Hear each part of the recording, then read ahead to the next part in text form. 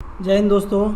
आज बिहार दरोगा test series ई को डिटेल एक्सप्लेनेशन करेंगे, तो कॉपी पेन लेके बैठ जाइए और एक एक प्रश्न का सारे ऑप्शंस को पोस्टमार्टम करेंगे। तो आते हैं प्रश्नों की ओर बढ़ते हैं।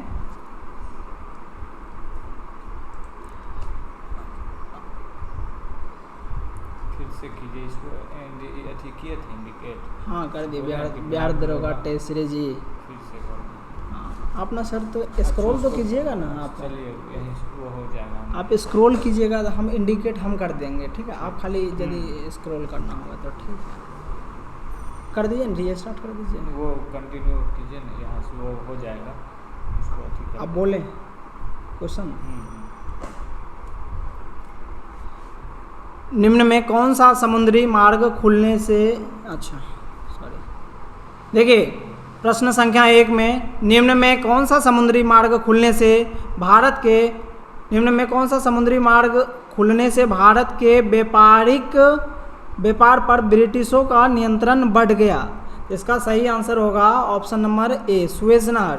सुएज नहर के बारे में जानेंगे कि ये बना कब था, तो याद रख लीजिएगा गांधी जी का जन्म डेट याद रख लीजिएगा, 1869 में ये बन गया था, ठीक है। और दूसरी बात सुएज नहर के बारे में जानेंगे कि ये दुनिया का सबसे बड़ा नहर है। इसका राष्ट्रीयकरण कब हुआ था, तो 1956 ईस्वी में हुआ था।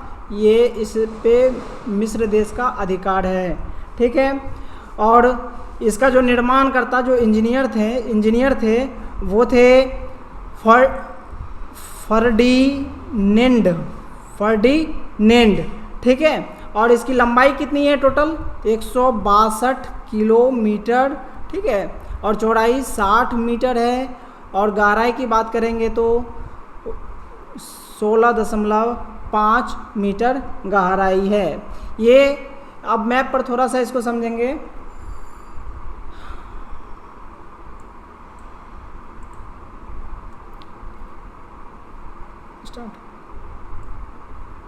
देखिए यहाँ पे ये भी देख लीजिए कि सुएज नहर जो है, ये सुएज नहर है, आप लोग के सामने दिखाया जा रहा है, ये सुएज नहर है। और ये मानव निर्मित नहर है, मानव द्वारा किया गया। और सुएज नहर किसको किसको जोड़ता है, ये भी प्रश्न में पूछा जा सकता है। तो देख लीजिए भूमध्य सागर और लाल सागर।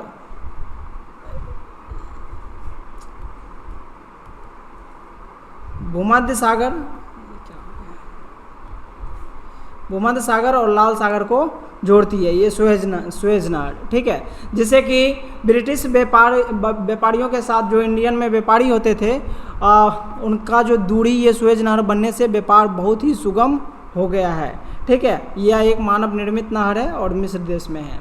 चलिए बगल नेक्स्ट प्रश्न की ओर। 2 नंबर प्रश्न की ओर आते हैं। जुलाई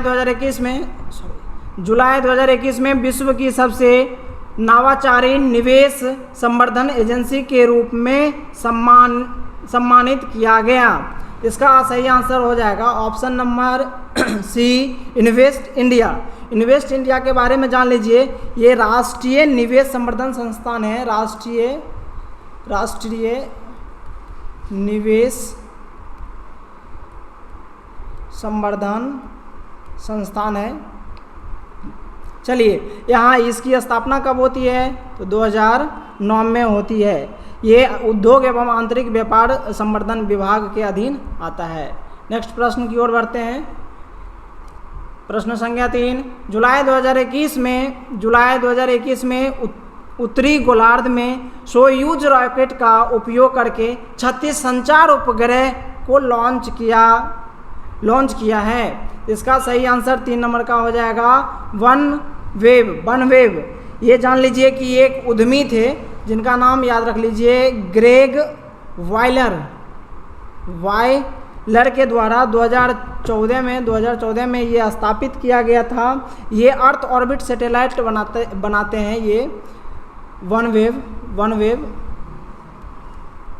अर्थ ऑर्बिट सैटेलाइट बनाते हैं, ठीक है। ब्रॉडबैंड टेलीकॉम, ये देखिए ब्रॉडबैंड और टेलीकॉम सर्विस भी प्रोवाइड करवाते हैं। चलिए नेक्स्ट प्रश्न की ओर बढ़ते हैं। जुलाई 2021 में भारत के किस राज्य से जीआई टैग प्रमाणित भलिया गेहूं है? इसका सही आंसर हो जाएगा गुजरात। देखिए जीआई टैग क्या होता है? ज्योग्राफिकल इंडेक्स, भौगोलिक संकेत की हम बात करते हैं, तो इनके बारे में जान लीजिए। सबसे पहले जो ये खदानों पर दिया जाता, वैसे खदान जिनको जीआई टैग दिया जाता है उनको भारत सरकार वैश्विक स्तर पर लाने की कोशिश करते हैं। ठीक है, सबसे पहले जो भौगोलिक संकेत मिला था वो दार्जिलिंग की चाय को मिला था, ये याद रखिएगा भौगोलिक संकेत। और ये एक्ट किस एक्ट के तहत ये प्रावधान किया गया? तो याद रखिएगा भौगोलिक संकेत पंजीकरण संरक्षण अधिनियम 1999 के द्वारा किया गया। आप बिहार दरोगा का एग्जाम दे रहे हैं तो ये भी जानना है कि बिहार में कौन कौन से ऐसे खदान हैं जिनको भौगोलिक संकेत के अंतर्गत रखे जाते हैं।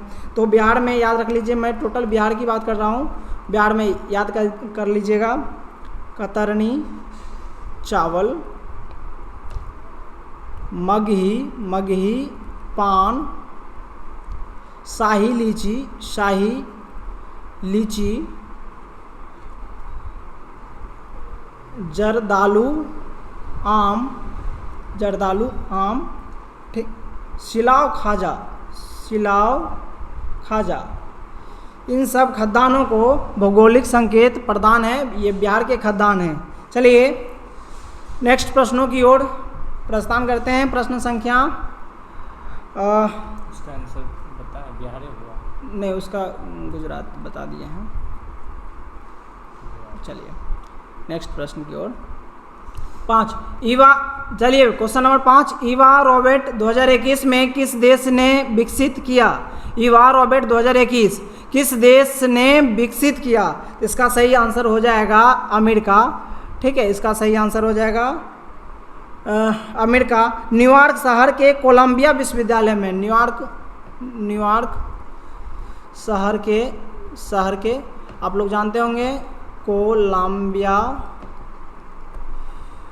विश्वविद्यालय में ये उनके टीम के द्वारा इसका किया गया विकसित। चलिए नेक्स्ट प्रश्न की ओर बढ़ते हैं। जुलाई 2021 में केंद्र सरकार ने मछली पालक किसानों के लिए कौन सा मोबाइल ऐप पेश किया गया? इसका सही आंसर होगा मत्स्य सेतु। ऑप्शन नंबर, इसको ठीक कर लीजिएगा, ऑप्शन नंबर डी होगा इसका सही आंसर, मत्स्य सेतु। अगले प्रश्न की ओर बढ़िए, देखते हैं क्वेश्चन नंबर 7। 16 जुलाई 2021 को महात्मा गांधी का प्रतिमा किस देश में अनावरण हुआ? इसका सही आंसर जॉर्जिया हो जाएगा, जिसकी राजधानी कहाँ है? त्बिलिसी इसकी राजधानी है। नेक्स्ट प्रश्न की ओर बात करते हैं। मिश्रित कृषि क्या है? मिश्रित कृषि का तात्पर्य ये है कि एक साथ 2 या 2 से अधिक कृषि का उत्पादन करते हैं। तो इसका सही आंसर हो जाएगा ऑप्शन नंबर सी, जो कि यहाँ नहीं है। ऑप्शन नंबर सी देखिए, यहाँ पर विभिन्न फसल एक साथ उत्पादन, ये मिश्रित कृषि का उदाहरण है। कुछ जैसे कि आप लोग जानते होंगे कि ज्वार को हम मूंगफली के साथ उत्पादन करते हैं। बाजरा को उड़द के साथ, ठीक है, बाजरा को उड़द के साथ करते हैं। गेहूं को चना के साथ करते हैं। ठीक है, और यहाँ पे गेहूं को सरसों के साथ भी करते हैं। ये सब उदाहरण है मिश्रित फसल के। आइए नेक्स्ट प्रश्न की ओर। प्रश्न संख्या 9 देखिए, यहाँ पर है खेतरी निम्न में से किसके लिए प्रसिद्ध है? फिर से देखिए, खेतरी निम्न में किसके लिए प्रसिद्ध है? अति महत्वपूर्ण प्रश्न है, एग्जाम में आने की अपार संभावना है। तो इसका सही आंसर हो जाएगा तांबा कॉपर के लिए खेतरी प्रसिद्ध है। ये याद रख लीजिएगा कि ये राजस्थान में पड़ता है। खेतरी राजस्थान में पड़ता है। एक जिला है झुंझुन एक जिला है, तांबे के लिए ये प्रसिद्ध है। और बात करते हैं तो राजा खेतरी के बारे में भी सुने होंगे, हालांकि उनका वास्तविक नाम है अजीत सिंह। ठीक है, वो खेतरी के राजा थे, इसलिए उनका भी नाम खेतरी के राजा थे। ठीक है। एक बात और खेतरी से याद रखिएगा कि स्वामी विवेकानंद जी देश भ्रमण के लिए इनसे मिले थे, राजा खेतरी से। कब मिले थे? तो 4 याद रखिएगा, 4 जून 1891 को मिले थे राजा खेतरी। देश भ्रमण के लिए इन्होंने ही निवेश किया था, दिए थे, ठीक है। और ये राजा खेतरी के बारे में एक और बात जान लीजिए कि राजस्थान में माउंट आबू की पहाड़ी पर एक महल खरीदा था, उस महल का नाम भी रखा था खेतरी महल। आइए नेक्स्ट प्रश्नों की ओर। क्वेश्चन संख्या 10 पे हम आए हैं। यहाँ नींबू का रस 15 जुलाई 2021 को भारत में पहली बार हाइड्रोजन से बस किस शहर में चला? तो ये याद रखिएगा, इसका सही आंसर हो जाएगा लेह। और ये लेह से दिल्ली तक, ठीक है, राजधानी दिल्ली तक ये जोड़ता है, ठीक है। और ये इस प्रकार लेह जो है हाइड्रोजन सेवा बस सेवा में पहला श्रेणी में पहला स्थान प्राप्त किया है। चलिए आइए देखिए, नींबू का रस में मान कितना है? ये देखिए यहाँ पर सही कर लीजिएगा। What is the value of pH in the lemon juice? ये सही है इंग्लिश का, ठीक है। तो यहाँ पीएच मान की बात करता, पीएच मान, ठीक है। पीएच मान, तो पीएच मान होता क्या है, किनके द्वारा दिया गया? ये जो सबसे पहले अवधारणा जो दिया गया मेरे में, तो अवधारणा जो दिया गया वो सोरेनसन के द्वारा दिया गया। सोरेनसन के द्वारा ये अवधारणा दिया गया। कब दिया गया? 1909 में दिया गया था, ये याद कर लीजिएगा। लेकिन पीएच स्केल की खोज किसने किया? पीएच स्केल की खोज टर्सली नाम के वैज्ञानिक ने किया था। इसमें खास करके पीएच स्केल में सभी पीएच का मान पूछा जाता है, तो इसमें देख लीजिए। अच्छा, पीएच का फुल फॉर्म क्या होता है? तो याद रखिएगा, पोटेंशियल ऑफ हाइड्रोजन, ठीक है। आप एक एक करके पीएच मान को जानेंगे। पहले तो जल का पीएच मान क्या होगा? देखिए, पीएच मान पे 14 स्केल होते हैं, जो 7 जो है उदासीन को मापता है, और 7 से कम होगा तो वो अम्लीय होगा, ठीक है, एसिड होगा, और 7 से ज़्यादा होगा तो वो बेस होगा, ठीक है, क्षारीय होगा, और ये अम्लीय होगा। चलिए पीएच मान में बात करते हैं। पीएच मान में जल का पीएच मान कितना होगा? 7, ठीक है। तो ये उदासीन हो गया। तो जल का पीएच मान कितना डिग्री पर, ये कभी कभी एग्जाम में पूछ देगा कि कितना टेम्परेचर पर जल का मान पीएच मान 7 होता है। तो याद रखिएगा 77 डिग्री फ़ारेनहाइट पर, ठीक है।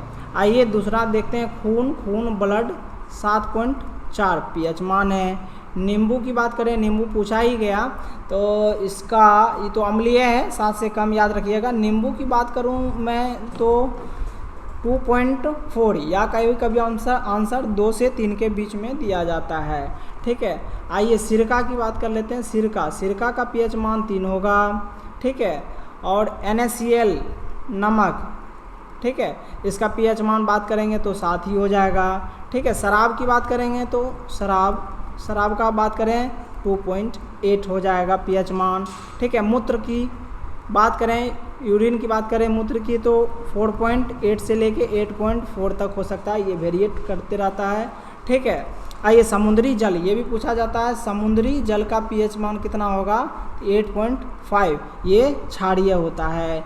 थोड़ा सा और देख लीजिए, जो पूछा जाता मैं आपके सामने रख दे रहा हूँ। आंसू का पीएच मान जितना खून का होता है उतना ही आंसू का होता है, तो याद रखिएगा 7.4, ठीक है। लार का पीएच मान कितना हो जाएगा? 6.5 से लेके 7.5 के बीच। चलिए टमाटर का याद रख लीजिएगा 4.5, ठीक है। अचार का 3.5 से 3.9। सेब की बात करेंगे तो 3.8 इसका सही आंसर है। अगले प्रश्नों की ओर आइए। 12 नंबर प्रश्न आपके सामने है। वेदांत सोसाइटी की स्थापना किसने किया? वेदांत सोसाइटी की स्थापना, ऐसे प्रश्नों की जितने भी सोसाइटी हैं समाज सुधारक हैं, इसका हल पिछले कक्षाओं में सेट में डी नंबर सेट में कर दिया गया है, तो आप वहाँ से भी देख लीजिए।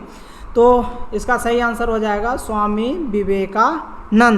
विवेकानंद सही आंसर हो जाएगा। इन्होंने 1893 में स्थापना वेदांत सोसाइटी का किए थे। ऑप्शन नंबर सी के बारे में थोड़ा जानिए, केशव चंद्र सेन के बारे में। ये भारतीय ब्रह्म समाज, याद रखिएगा, भारतीय ब्रह्म समाज में बोल रहा हूँ, ब्रह्म समाज, ठीक है, की स्थापना करते हैं केशव चंद्र सेन।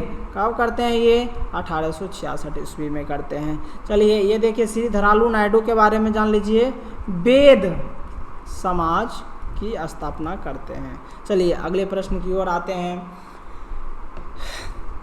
त्राइन के प्रथम युद्ध में किसकी जीत हुई? देखिए त्राइन के प्रथम युद्ध भी पूछा जाता है, त्राइन के प्रथम युद्ध में किसकी जीत हुई, ठीक है।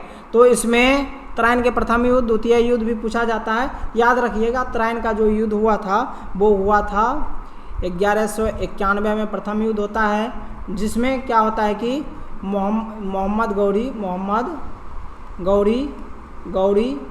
ठीक, गौरी और पृथ्वीराज के बीच होता है, मोहम्मद गौरी और पृथ्वीराज के चौहान के बीच होता है, जिसमें मोहम्मद गौरी जो है पराजित हो जाते हैं। फिर त्राइन का द्वितीय युद्ध होता है, वो 1192 में होता है। त्राइन का द्वितीय युद्ध इन्हीं दोनों के बीच होता है, लेकिन मोहम्मद गौरी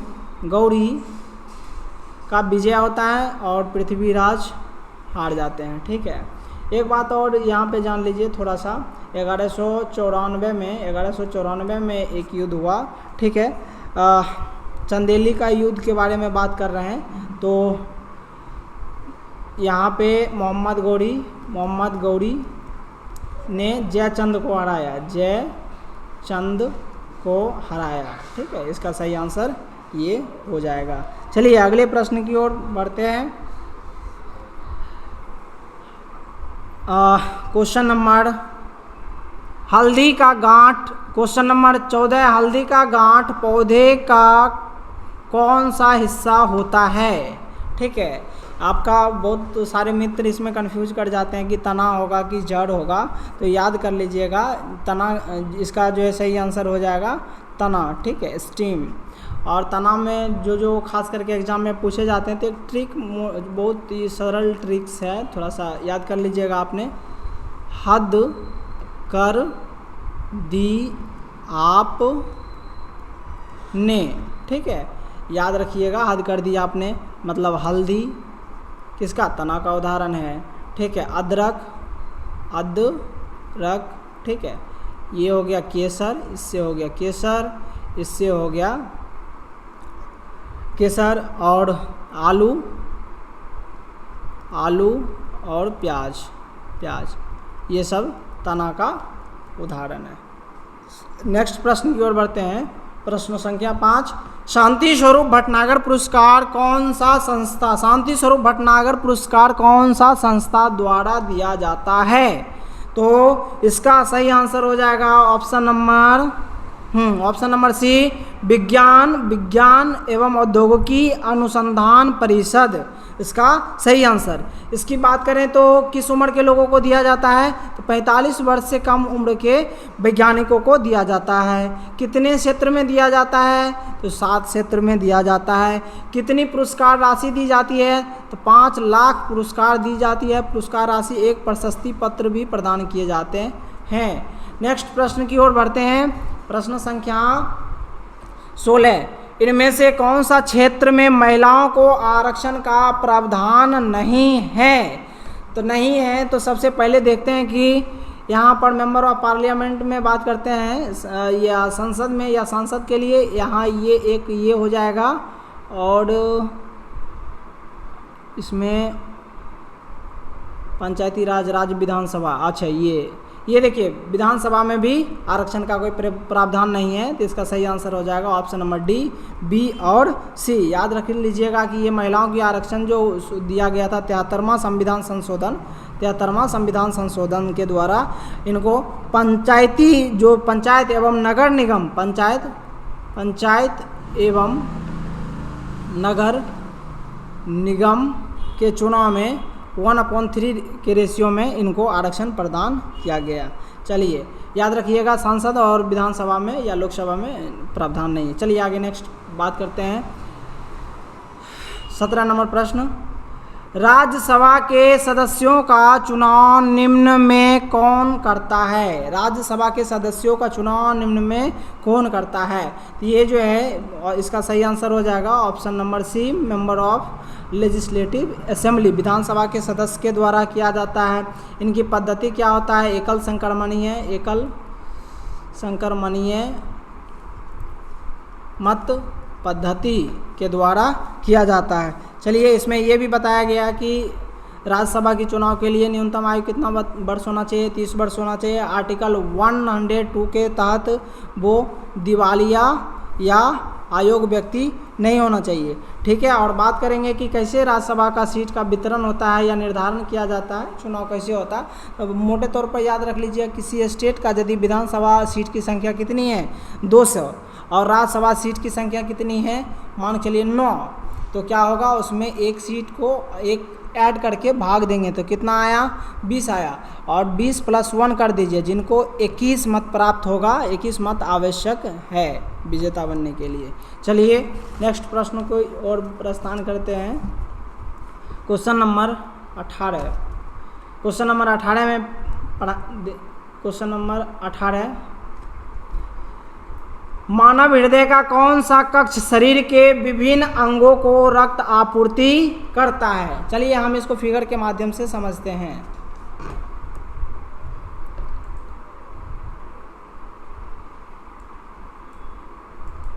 धमनी वाला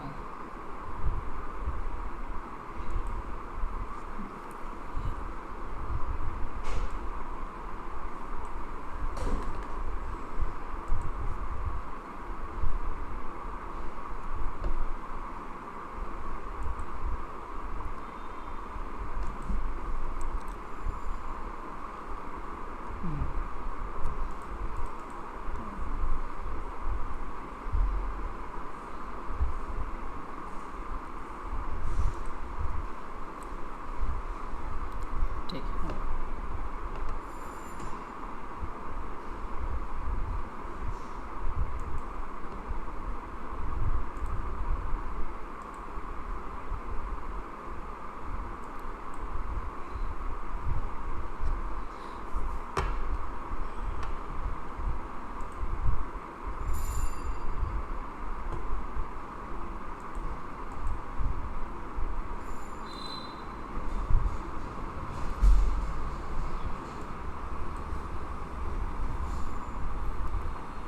चलिए फिगर में अध्ययन करेंगे कि इसमें जो है बताया गया कि शुद्ध रक्त, देखिए यहाँ पर दो बातें आएंगे हमेशा, एक धमनी और एक शिरा, दो शब्द आते हैं। तो याद रखिएगा ये महाशिरा है। ठीक है, ये क्या किया जाता है? पूरे बॉडी के जो ब्लड को शुद्ध करने के लिए लाया जाता है। ठीक है, तो अशुद्ध रक्त, ये कह सकते हैं महाशिरा अशुद्ध रक्त की प्रवाहन करती है, और जबकि महाधमनी शुद्ध रक्त, महाधमनी से हमेशा शुद्ध रक्त की प्रभाव होती है। और इसमें खास करके ये अपवाद में आ जाता है आपका फुसफुस धमनी या पल्मोनरी धमनी जो है आर्टरी, ये इसके अपवाद में हो जाते हैं। शुद्ध रक्त का बहाव महाधमनी से होता है। ठीक है, और उसका विपरीत ये धमनी में ही उदाहरण में आपको दे दिया जाता है फुसफुस धमनी, तो याद रख लीजिएगा ये अशुद्ध रक्त की प्रवाह करता है। ऐसे शिरा अशुद्ध रक्त की प्रवाह करता है शुद्ध हेतु। अब ये भी बोल सकते हैं कि यहाँ जो है हृदय से ये पूरा शरीर जो है ब्लड को महाधमनी के द्वारा भेजा जाता है और लाया जाता है महाशिरा के द्वारा। ठीक है, नेक्स्ट प्रश्न की ओर बढ़ते हैं।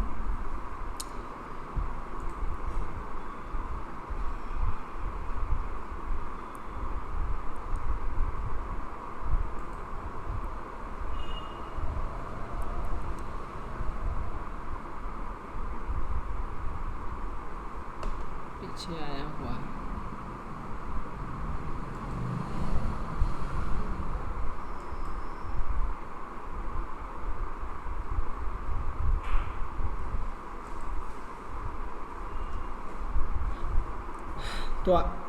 तो इसका सही आंसर हो जाएगा मानव हृदय का कौन सा कक्ष शरीर के विभिन्न अंगों तक रक्त की आपूर्ति करती है? तो शुद्ध रक्त किसके द्वारा? धमनी के द्वारा। सही आंसर ए, ऑप्शन ए। आइए 19 नंबर प्रश्न को देखते हैं। वायुमंडल में दूसरा सबसे अधिक प्रतिशत कौन सा गैस पाया जाता है? तो वायुमंडल की पांचों परत के बारे में पिछले वीडियो में हमने चर्चा करा था। तो यहाँ देखिए नाइट्रोजन की बात करेंगे 78%, दूसरे स्थान पे जो है ऑक्सीजन का 21% या 22%, याद रखिएगा। तो दूसरे स्थान पे क्या होगा वायुमंडल में? ऑक्सीजन हो जाएगा। ठीक है, ब्रह्मांड में बात करेंगे तो हाइड्रोजन हो जाएगा। ब्रह्मांड में सबसे ज़्यादा गैस कौन सा पाया जाता है? तो हाइड्रोजन बोल जाएगा। अब मानव शरीर में कौन से तत्व सबसे अधिक पाए जाते हैं? तो ऑक्सीजन हो जाएगा। ऑक्सीजन मानव शरीर की बात कर देंगे। पृथ्वी पर सबसे अधिक प्रचुर मात्रा में पाए जाने वाले तत्व भी ऑक्सीजन ही होगा। आइए नेक्स्ट प्रश्न की बात करते हैं। क्वेश्चन नंबर 20, भौतिक के क्षेत्र में नोबेल पुरस्कार किन्हें प्राप्त हुआ? तो भौतिक देखिए रमन इफेक्ट के लिए सीवी रमन को भौतिक के क्षेत्र में नोबेल पुरस्कार की प्रदान की गई है। और ये जो है 29 फरवरी 1928 के 28 ईस्वी को रमन प्रभाव की खोज किए थे। ठीक है, और इन्हें विज्ञान दिवस भी हर साल 29 के जगह पर 28 फरवरी में मनाए जाने का प्रावधान का शुरू हुआ था। ये कब से विज्ञान दिवस मनाया जाने लगा था? तो ये याद रखिएगा 1986 ईस्वी से। ठीक है, क्यों? रमन प्रभाव के खोज के लिए, सीवी रमन के सम्मान में। ठीक है, ऑप्शन नंबर सी बात करेंगे डॉक्टर एच.जे. भाभा के बारे में। तो ये भारतीय परमाणु विभाग के जनक हैं। भारतीय परमाणु विभाग के जनक एच.जी. भाभा हो गए। ठीक है, अंतरिक्ष विभाग के जनक विक्रम साराभाई। और विक्रम साराभाई अंतरिक्ष केंद्र कहाँ पड़ता है? तिरुवनंतपुरम में पड़ता है। सतीश धवन अंतरिक्ष केंद्र कहाँ पड़ता है? तो AP आंध्र प्रदेश। चलिए श्रीहरिकोटा। नेक्स्ट प्रश्न की ओर बढ़ते हैं। प्रश्न संख्या 21 भारत चीन के मध्य मैकमोहन रेखा कौन सा समझौता पारित हुआ है? मैकमोहन रेखा हेतु कौन सा समझौता पारित हुआ है? तो इसका सही आंसर हो जाएगा option number C. Option number C आपके कंप्यूटर स्क्रीन पे है। देखिए शिमला समझौता।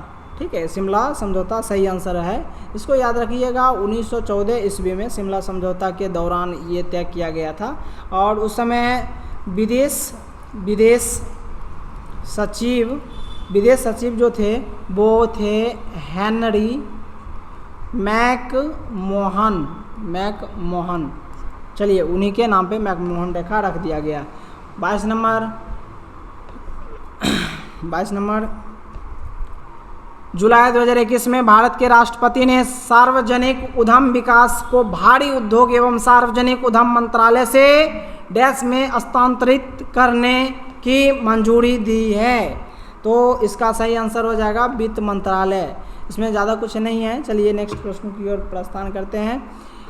बहावी आंदोलन का प्रभावी क्षेत्र बिहार के अलावा कौन सा था? तो याद रखना है इसका सही आंसर उत्तर प्रदेश हो जाएगा। ठीक है, इसको बहावी आंदोलन के एक और नाम से जानते हैं, सल्फी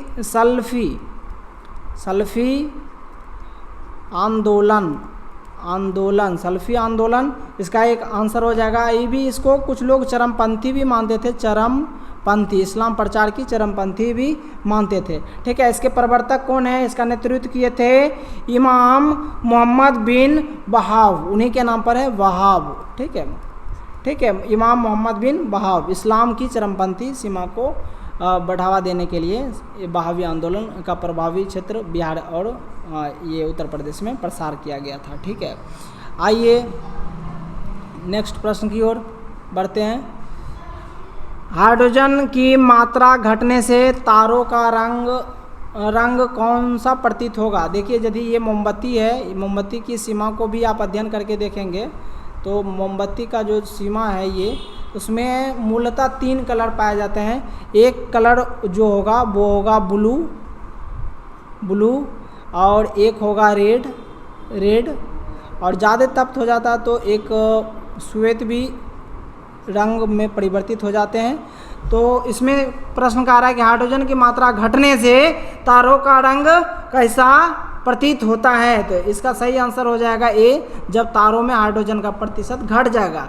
ये याद रखिएगा कि सबसे ज़्यादा प्रतिशत तब महसूस होगा जब हाइड्रोजन की मात्रा बढ़ जाएगी तो वो ब्लू कलर हो जाएगा और ब्लू कलर में सबसे अधिक तापमान होगा और सबसे ज़्यादा गर्म भाग ब्लू कलर होगा। नेक्स्ट प्रश्न की ओर बढ़ते हैं। प्रश्न संख्या 25 कह रहा है कि संविधान सभा किसके आधार पर गठन हुआ? तो इसका सही आंसर कैबिनेट मिशन है। इसका भी मैं डिटेल सॉल्यूशन पिछले कक्षाओं में करवा चुका हूँ। आइए नेक्स्ट प्रश्न की ओर बढ़ते हैं। राज्यों का पुनर्गठन निम्न में किससे जुड़ा हुआ है? अच्छा, समिति के बारे में पूछा जा रहा है तो ये याद रख लीजिए। अच्छा, स्वर्ण सिंह समिति के बारे में तो नहीं होगा। चलिए, जेबीपी समिति, ये सही आंसर है, जेबीपी समिति। जेबीपी का मतलब क्या हो गया? जवाहरलाल नेहरू, ठीक, वल्लभ भाई पटेल और पट्टाभी सीतारमैया, ठीक है, इन्हीं पर रखा गया। सबसे पहले देखिए, राज्य पुनर्गठन आयोग की स्थापना होती है। आयोग की बात करेंगे तो 1953 में होता है, ठीक है। राज्य पुनर्गठन अधिनियम कब पारित किया गया? इसी में बहुत लोगों को कन्फ्यूजन रहता है। अधिनियम कब पारित हुआ था? तो 1956, ठीक है, ये पूछेगा। और दूसरा ये कि ये राज्यों के पुनर्गठन आयोग की अध्यक्षता किसने की है? अध्यक्ष कौन थे? ठीक है, तो ये फजल अली, सही आंसर हो जाएगा फजल अली। एक बात और ये जान लीजिए, बार बार पूछा जाता है कि भाषा के आधार पर किस राज्य का सबसे पहले गठन हुआ था? तो आंध्र प्रदेश, याद कर लीजिएगा, आंध्र प्रदेश, ठीक है। अगले प्रश्न की ओर बढ़ते हैं। प्रश्न संख्या 27 आपके कंप्यूटर स्क्रीन पर है। देखिए, भारत के संविधान में प्रस्तावना का कितनी बार संशोधन हो चुका है? आप लोग जानते हैं कि एक ही बार हुआ है। कब हुआ है? तो 42वां संविधान संशोधन 1976 में, 1976 के तहत हुआ है, जिसमें इंदिरा गांधी की सरकार थी। उसमें 3 शब्द जोड़े गए थे, और 3 शब्द कौन थे?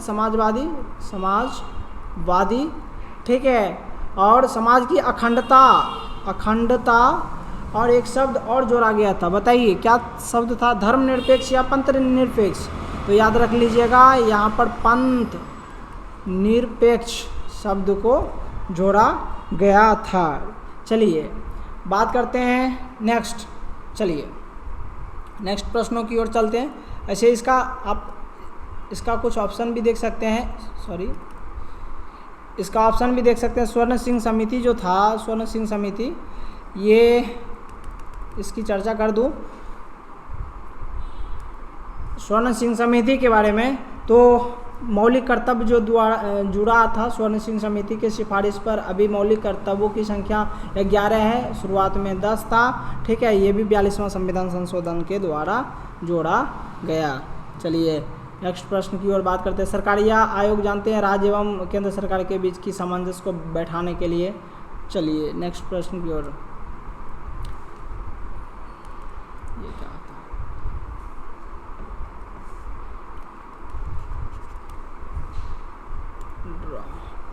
लोकसभा में प्रश्नकाल सेशन कब होता है? 28 नंबर प्रश्न में आते हैं।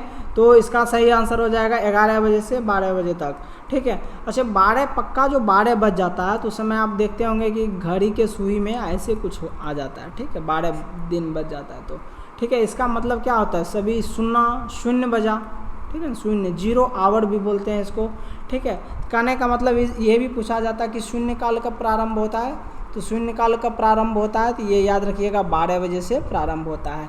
कब तक होता है इसका कोई निर्धारण है नहीं, 12 बजे से प्रारंभ होता है, 12:30 1 बजे तक, ये आप मोटे तौर पे मान सकते हैं, ठीक है। प्रश्नकाल और शून्यकाल एग्जाम में पूछे जाते हैं। आइए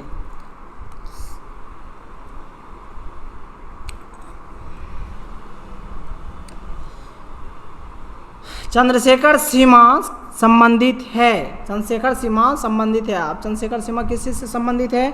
तो ये द्रव्यमान से संबंधित है। सही आंसर इसका द्रव्यमान हो जाएगा, ठीक है। इनको चंद्रशेखर सीमा खोजे जाने के कारण आप जानते हैं कि 1983 ईस्वी में इनको नोबेल पुरस्कार भी मिला था, ठीक है। और इसका ये द्रव्यमान है तो इसका वेट कितना हो जाएगा?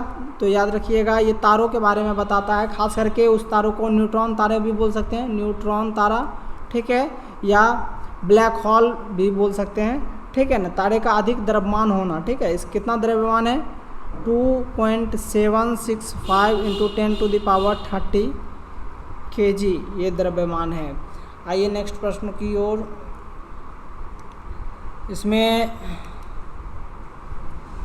इनमें से कौन सा मूल अधिकार नहीं है? मूल अधिकार की बात करें तो यहाँ पे ऑप्शन नंबर नहीं है। भाषण का अधिकार आर्टिकल 19 में है, तो मौलिक फंडामेंटल राइट भाग 3 में वर्णन है। ठीक है, भाग 3 में वर्णन है फंडामेंटल राइट में। ठीक है, और निजता का अधिकार भी है अनुच्छेद 21 में, याद रखिएगा अनुच्छेद 21 में निजता का अधिकार। शिक्षा के अधिकार को भी अनुच्छेद 21 में जोड़ दिया गया है। ठीक है, और ये सूचना का अधिकार, देखिए ये सूचना का अधिकार एक विधिक या कानूनी अधिकार बन गया है। ये सूचना का अधिकार कब प्राप्त हुआ है? 2005, याद रख लीजिएगा 2005 में हुआ है। चलिए आगे नेक्स्ट प्रश्न की ओर बढ़ते। लिंगानुपात की गणना,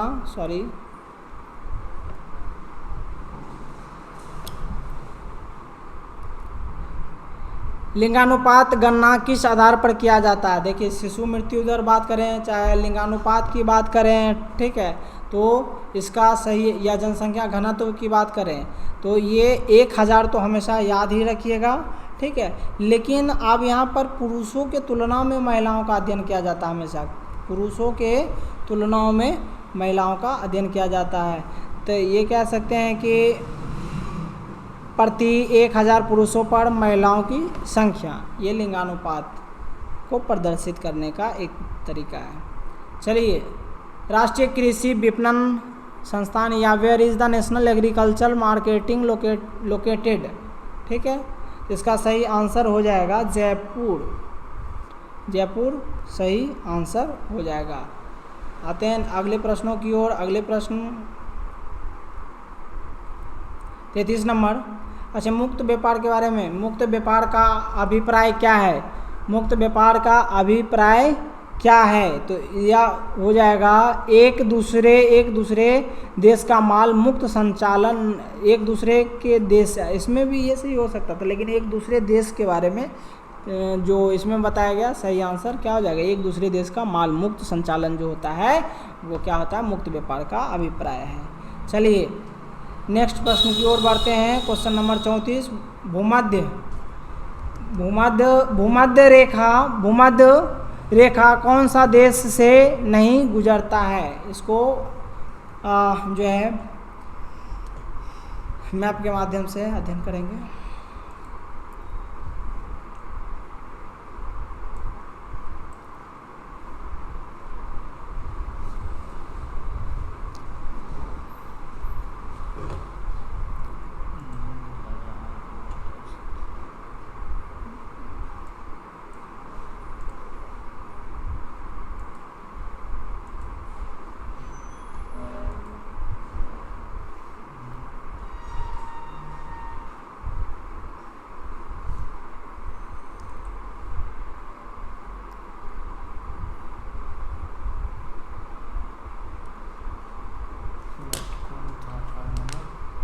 चौंतीस नंबर।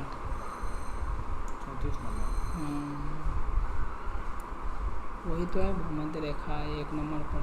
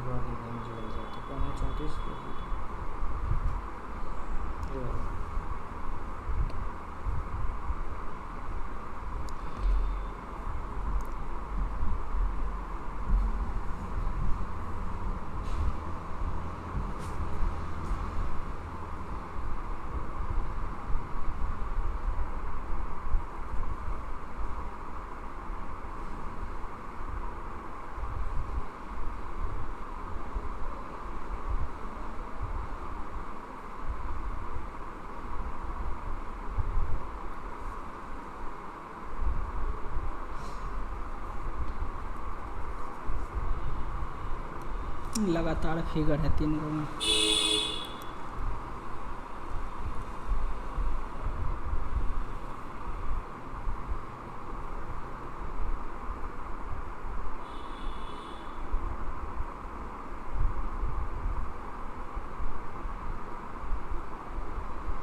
लगातार है। 34 के बाद कौन है? 35, 36, 36 कौन है? 35 में दक्षिणी गोलार्ध जल वाला है। 36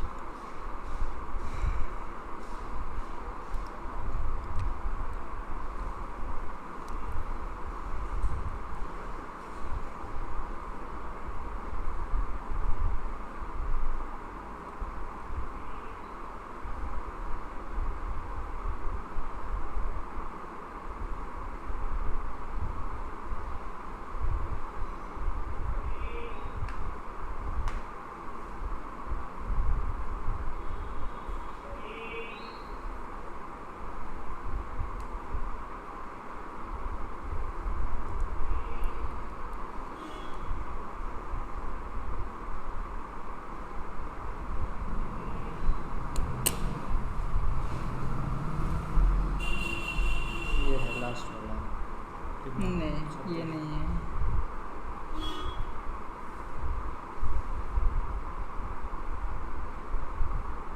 36। इसके अलावा मन्नार की खाड़ी श्रीलंका के बारे में, श्रीलंका के आसपास सुनाई भेजिए ना हम आपको। नहीं भेजे थे व्हाट्सएप पर? कहाँ भेजे होंगे सर।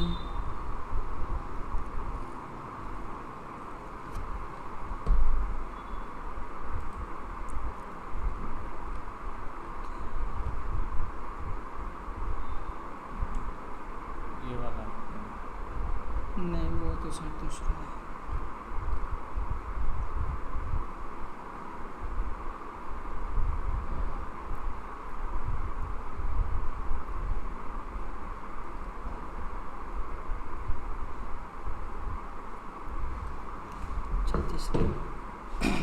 नहीं भेजे हैं क्या?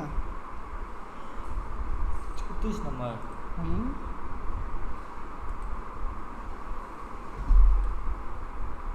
36 कहाँ?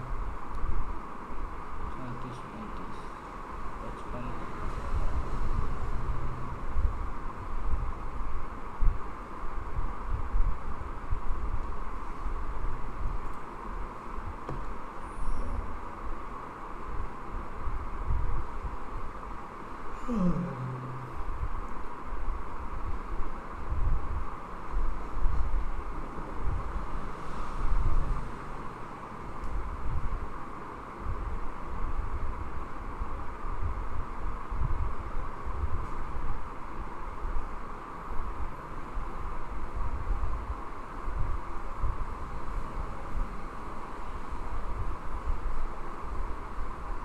ये से।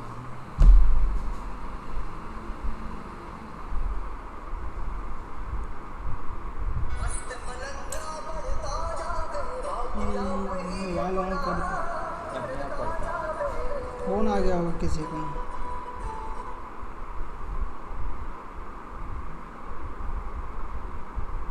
मिला। इसी में खोल दिया। उसी में सर्च कीजिए।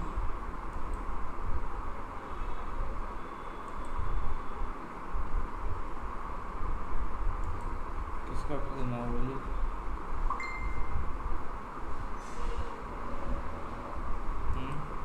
मन्नार की खाड़ी।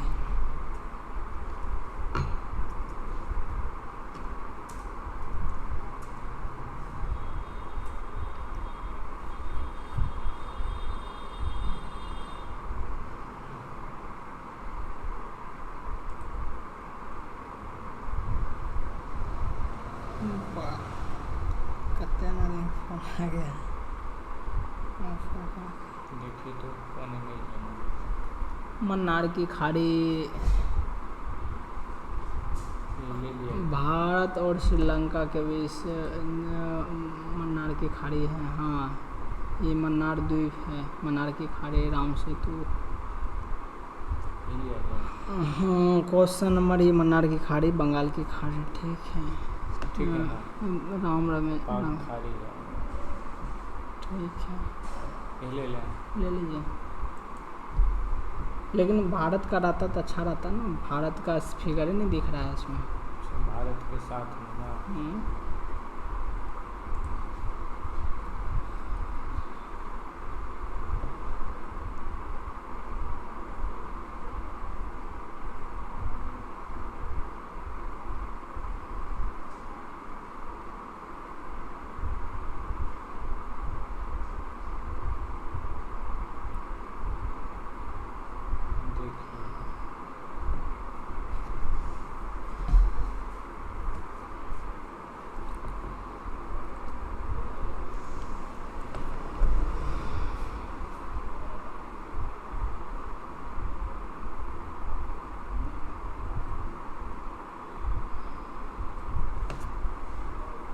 यही थे मार्क, यही लिख लीजिए, यही ले लीजिए भारत का सीन।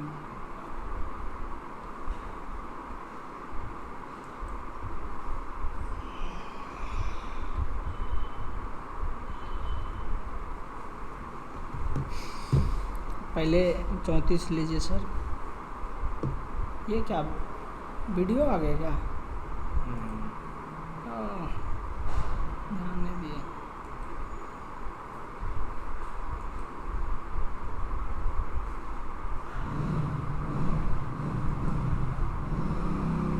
वही ले लीजिए वही अच्छा है। इससे पहले जो आप बोल रहे थे यही ले लीजिए, समझ जाएगा।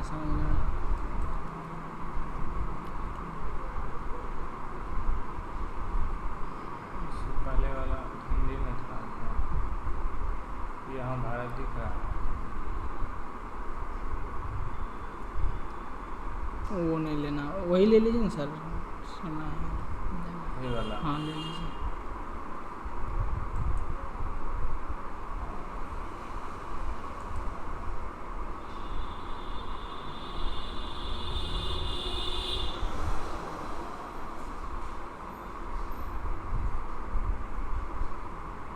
छत्तीस नंबर।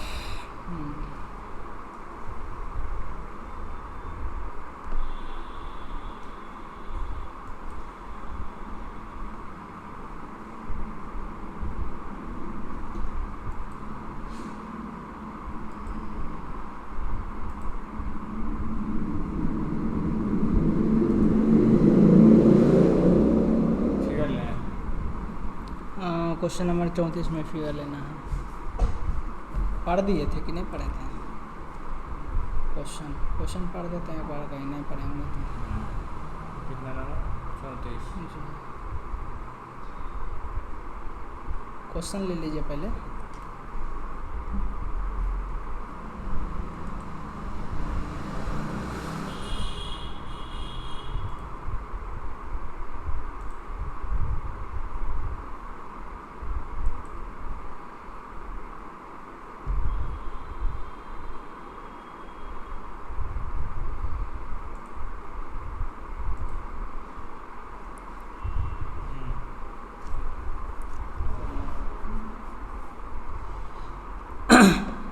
क्वेश्चन नंबर 34, भूमध्य रेखा कौन सा देश से नहीं गुजरता है? इसका सही आंसर हो जाएगा डी, पेरू। अब कौन कौन से देश से गुजरते हैं इसको मैप पर अध्ययन करते हैं।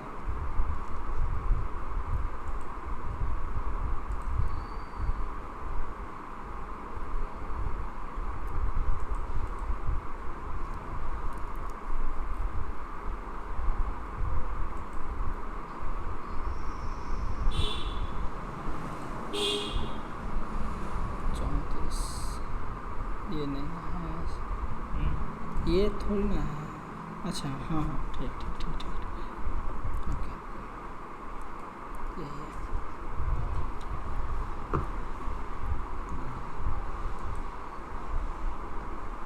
ज़्यादा बड़ा हो। ठीक।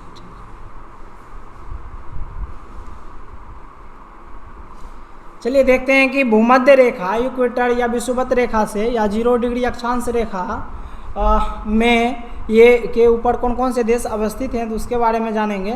तो पहले ये जानने कि कुल कितने देश से भूमध्य रेखा गुजरता है।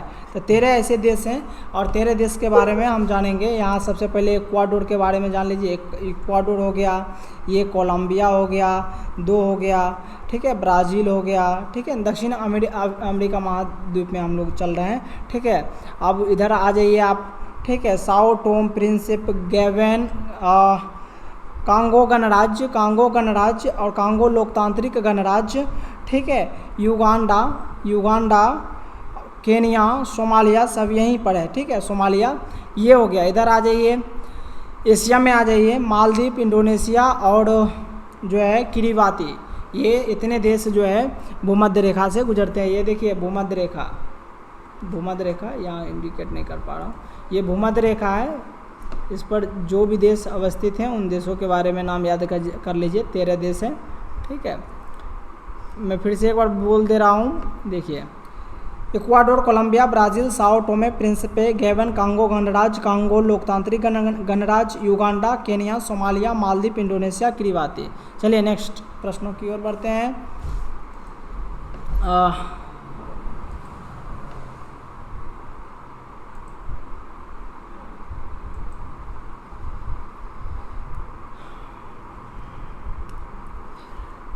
पृथ्वी के कौन से गोलार्ध में सर्वाधिक जल का प्रतिशत मौजूद है?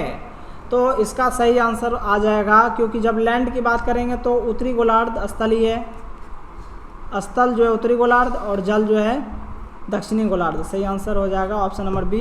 चलिए फिगर में भी आप लोग देख लीजिए एक बार।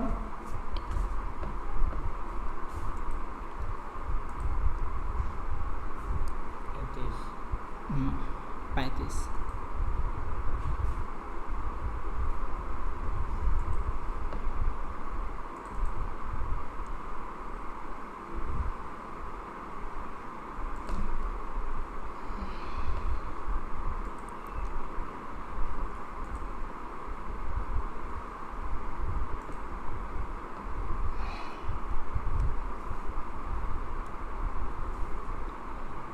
चलिए देखिए, यहाँ पे देख के ही पता चल रहा है कि जल का अधिकतम भाग इस क्षेत्र में है और स्थल का अधिकतम भाग इस क्षेत्र में है। तो बात करेंगे पूरे पृथ्वी पे जल का प्रतिशत तो 71% हो जाएगा, स्थल की बात करेंगे 29% हो जाएगा। ठीक है, खास करके देखिए ये दक्षिणी गोलार्ध में आते हैं, ये उत्तरी गोलार्ध हो गया, उत्तरी गोलार्ध हो गया, ठीक है, नॉर्दर्न हेमिस्फीयर हो गया, ये दक्षिणी गोलार्ध हो गया। ठीक है, यहाँ पे 40% जल है, ठीक है, और 60% स्थल है उत्तरी गोलार्ध में, और दक्षिण गोलार्ध में बात करें कि अधिकांश क्या है, जल है। चलिए अगले प्रश्न की ओर।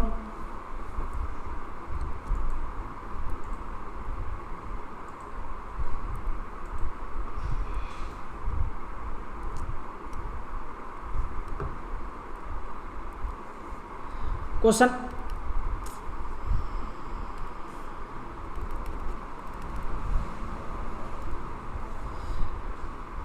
नंबर 36 देखिए, पाक जल संधि कौन सा महासागर से जोड़ती है? पाक जल संधि कौन से महासागर से जोड़ती है? ऑप्शन नंबर इसका देखिए, चारों विकल्प देख लेते हैं। इसका हो जाएगा मन्नार की खाड़ी, पाक जल डमरू मध्य भी बोलते हैं, PAL के, पाक जल डमरू मध्य, मन्नार की खाड़ी और बंगाल की खाड़ी को जोड़ता है। चलिए फिगर में भी देख लीजिए, इससे जुड़ी बातें थोड़ा सा कर लेते हैं। ठीक है, ये भारत और श्रीलंका के बीच का अध्ययन करेंगे।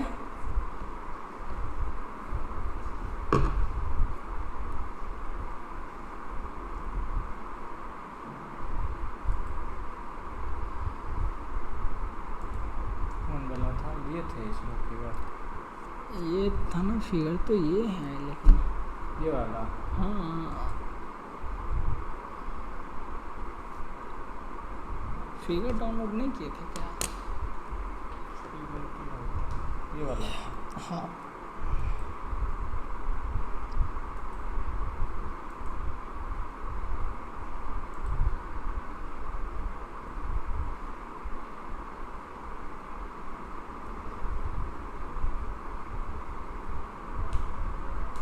वाह 36 अंग्रेजी में।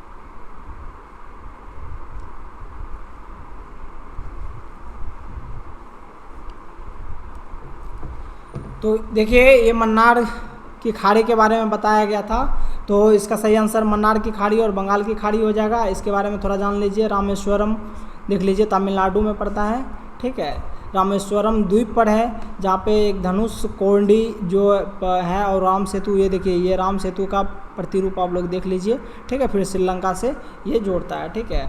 ये मन्नार की खाड़ी। चलिए मन्नार द्वीप। नेक्स्ट प्रश्न की ओर बढ़ते हैं।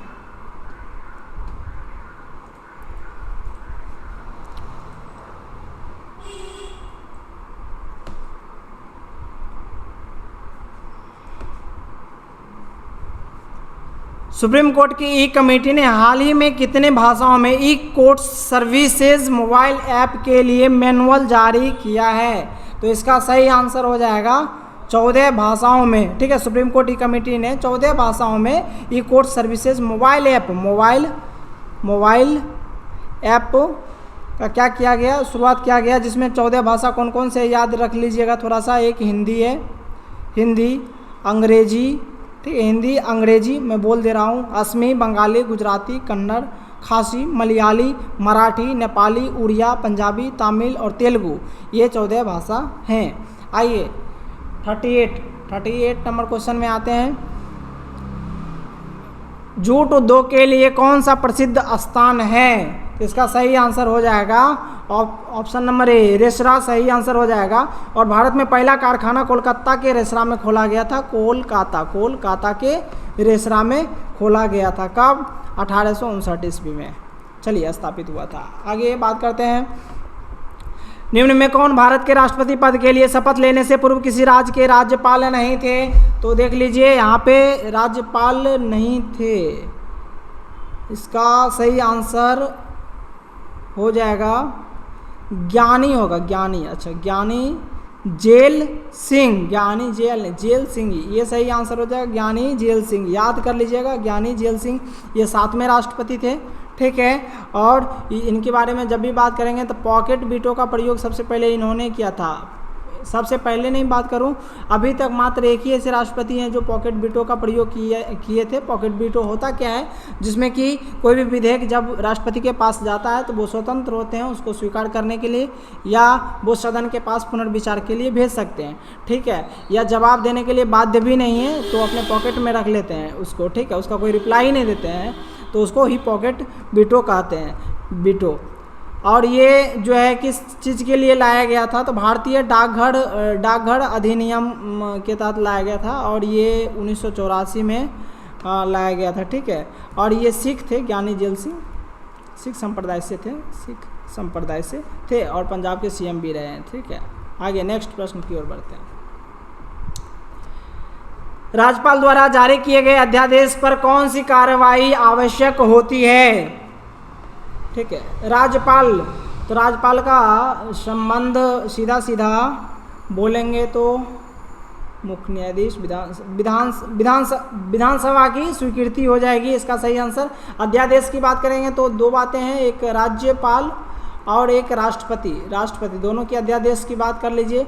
देखिए राज्यपाल राष्ट्रपति अध्यादेश का पारित किया जाता है, सदन नहीं चल रहा है, कानून की अति आवश्यकता है देश में, तो इसी स्थिति में अध्यादेश लाया जाता है, ठीक है। तो इसका अध्यादेश कितने दिनों के लिए हो सकता है? तो देखिए दो सदनों के बीच अधिकतम समय अंतराल क्या होता है? 6 माह होता है। तो ये जो है 6 माह करके आप 3 वर्ष तक इस कानून को लागू कर सकते हैं, ठीक है, अध्यादेश। और इसमें बात करते हैं राष्ट्रपति के अध्यादेश की, तो 1, 2, 3 याद रखिएगा 123 अनुच्छेद में वर्णन किया गया, ये पूछा जाता है, ठीक है। और राज्यपाल का तो 2, 1, 3 मतलब 213 में अनुच्छेद में किया गया। चलिए 41 नंबर प्रश्न की ओर आइए। 41 नंबर में कहा जाता है कि राज्यों में राष्ट्रपति शासन निम्न में से किस प्रकार लगाया जाता है? राज्यों में राष्ट्रपति शासन, शब्द राष्ट्रपति शासन यहाँ पे आ गया, तो याद रखिएगा एक प्रकार की आपातकाल ही है, और इसमें 3 अनुच्छेद याद रखिएगा, 352, 356 और 360। सबसे बात करें 307 वित्तीय आपात लगाया जाता, वित्तीय आपात लगाया जाता, आपात जो कि अभी तक नहीं लगा है, ठीक है। और 300 राज्यों की राष्ट्रपति शासन निम्न में से किस प्रकार लगाया जाता है? तो 41 का सही आंसर हो जाएगा ए, हाँ जी जी, राष्ट्रपति के स्वीकृति पर, ठीक है, राष्ट्रपति के स्वीकृति पर लगाया जाता है, ठीक है। पहला वित्तीय आपात और दूसरा जो है आपका पूरे देश के लिए लगाया जाता है। ये 352 जो है राष्ट्रीय आपात बोल सकते हैं, इमरजेंसी राष्ट्रीय आपात इंदिरा गांधी ने लगाई थी। चलिए, और ये 356 में ऐसा जब राष्ट्रपति को ये आभास हो कि किसी भी राज्य में कानूनी व्यवस्था जो है पूरी तरह शिथिल हो गया है, तो उसी स्थिति में 356 में उस राज्य के में राज्य या कुछ विशेष क्षेत्र में राष्ट्रपति शासन लगा देते हैं। तीनों अनुच्छेद याद रखना है। चलिए आगे नेक्स्ट प्रश्न की ओर बढ़ते हैं। 42 नंबर, 2021 में बर्फ का एक भीमकाय टुकड़ा अंटार्कटिका से टूटकर बेडेल समुद्र में जा गिरा। इस हिमखंड का वैज्ञानिक ने क्या नाम दिया? इसका नाम रखा गया A76। इसका सही आंसर होगा, देखिए, एक यूरोप का आंतरिक एजेंसी ने यह बताया था कि हिमखंड अंटार्कटिका के बर्फीली चट्टान से रॉन से टूटकर गिरा है। रॉन यहाँ पे क्यों नहीं हो रहा है सर? रॉन, देखिए रॉन, सब लोग काम कर रहे हैं।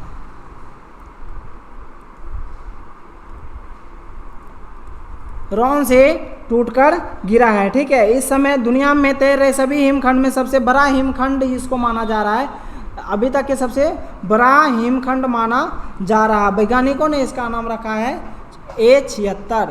इसका सही आंसर है। आइए अगले प्रश्न की ओर बढ़ते हैं। 43 नंबर, ओजोन परत में छिद्र होने से निम्न में किस पर सर्वाधिक प्रभाव पड़ता है? तो इसका सही आंसर आ जाएगा, देखिए, चमड़े का कैंसर हो जाता है। इसमें हम आपको बताए थे, पिछले जो कक्षा है उसमें हम विस्तार से इस पर चर्चा किए थे, इसलिए इस क्वेश्चन को डिटेल से नहीं लेते हैं। चलिए आगे, ठीक है। अक्षांश रेखा किसका सूचक है? इसका सही आंसर हो जाएगा यहाँ पे अक्षांश रेखा, ऑप्शन नंबर रेखा, ठीक है। ये अक्षांश रेखा कहते हैं, इसको अक्षांश रेखा कहते हैं, ठीक है।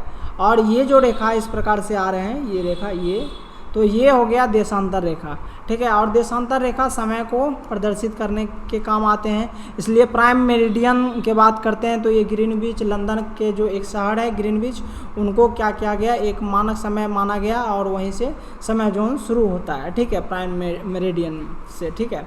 और अक्षांश रेखा जो है ये देशांतर रेखा है, ठीक है ना, ये देशांतर रेखा, ठीक है। इसको इंग्लिश में आप देख लीजिए, ये लैटिट्यूड और लॉन्गिट्यूड की बात करेंगे तो ये लैटिट्यूड है, ठीक है, जो अक्षांश रेखा है। लॉन्गिट्यूड है जो देशांतरीय रेखा है। ये खास करके कटिबंध क्षेत्र या कह सकते हैं कि मौसम को भी प्रदर्शित करने में काम आते हैं, मौसम या कटिबंध मौसम को, ठीक है। और समय देशांतर रेखा पर माना जाता है, यहाँ लंदन के ग्रीनविच शहर से शुरू होता है समय जोन का क्षेत्र। नेक्स्ट,